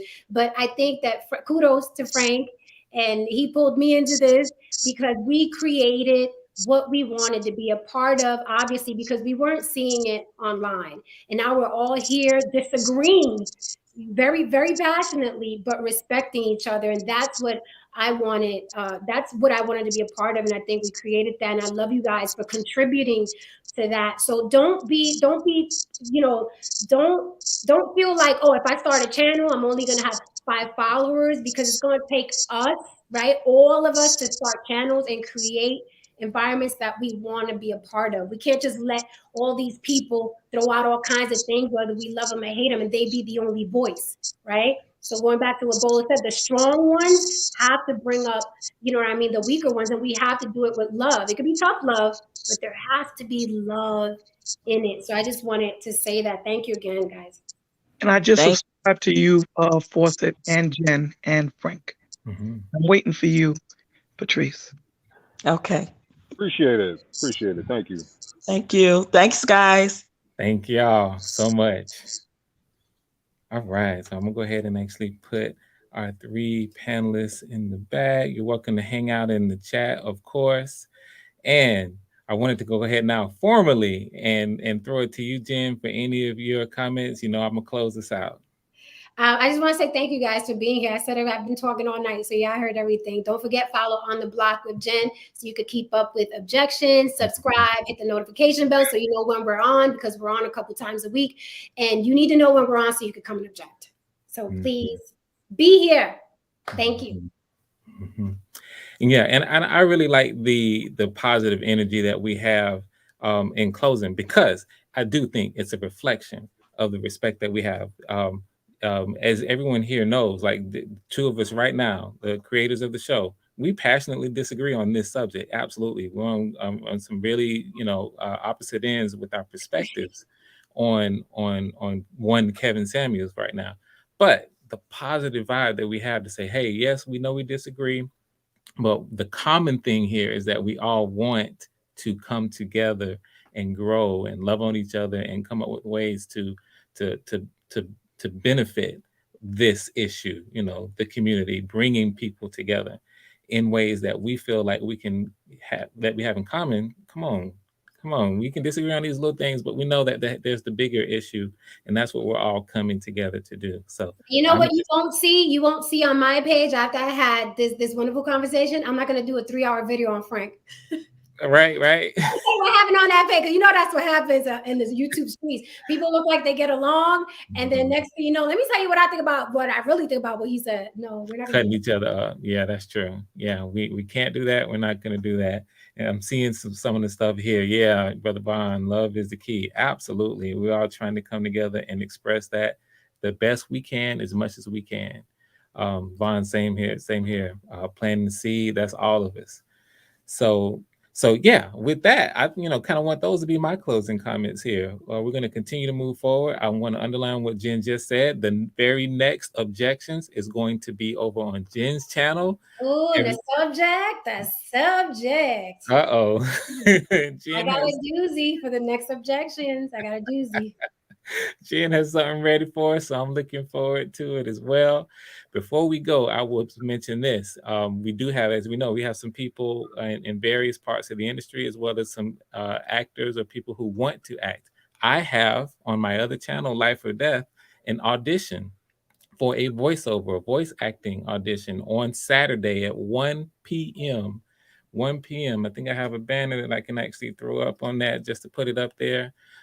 Saturday, October 9th, 1 p.m. It's for a very innovative production. I'm calling it a live graphic novel experience. So if you have acting talent, or others who do, and you want to kind of get in on what it seems like it really might be an interesting project, please come and check it out. That channel is Life or Death. And I'm telling you, I'm excited. It's absolutely crazy. And I don't want to speak too much of it here at the end. Just go to the Life or Death channel and check it out. All right. Anything else, Jen? Anything else before I close it? You got to get Bolo to do one of the voiceovers so he could come in. That's a great idea. Bolo, we're about to put you in that voice, and the way you do it, it might be onto something right there. All right. So with that, you guys know how I do. Let's roll the outro, and feel free to leave your comments. I'm gonna throw them up as we close out. Thank you so much for spending a little time with us, and we'll see you next time.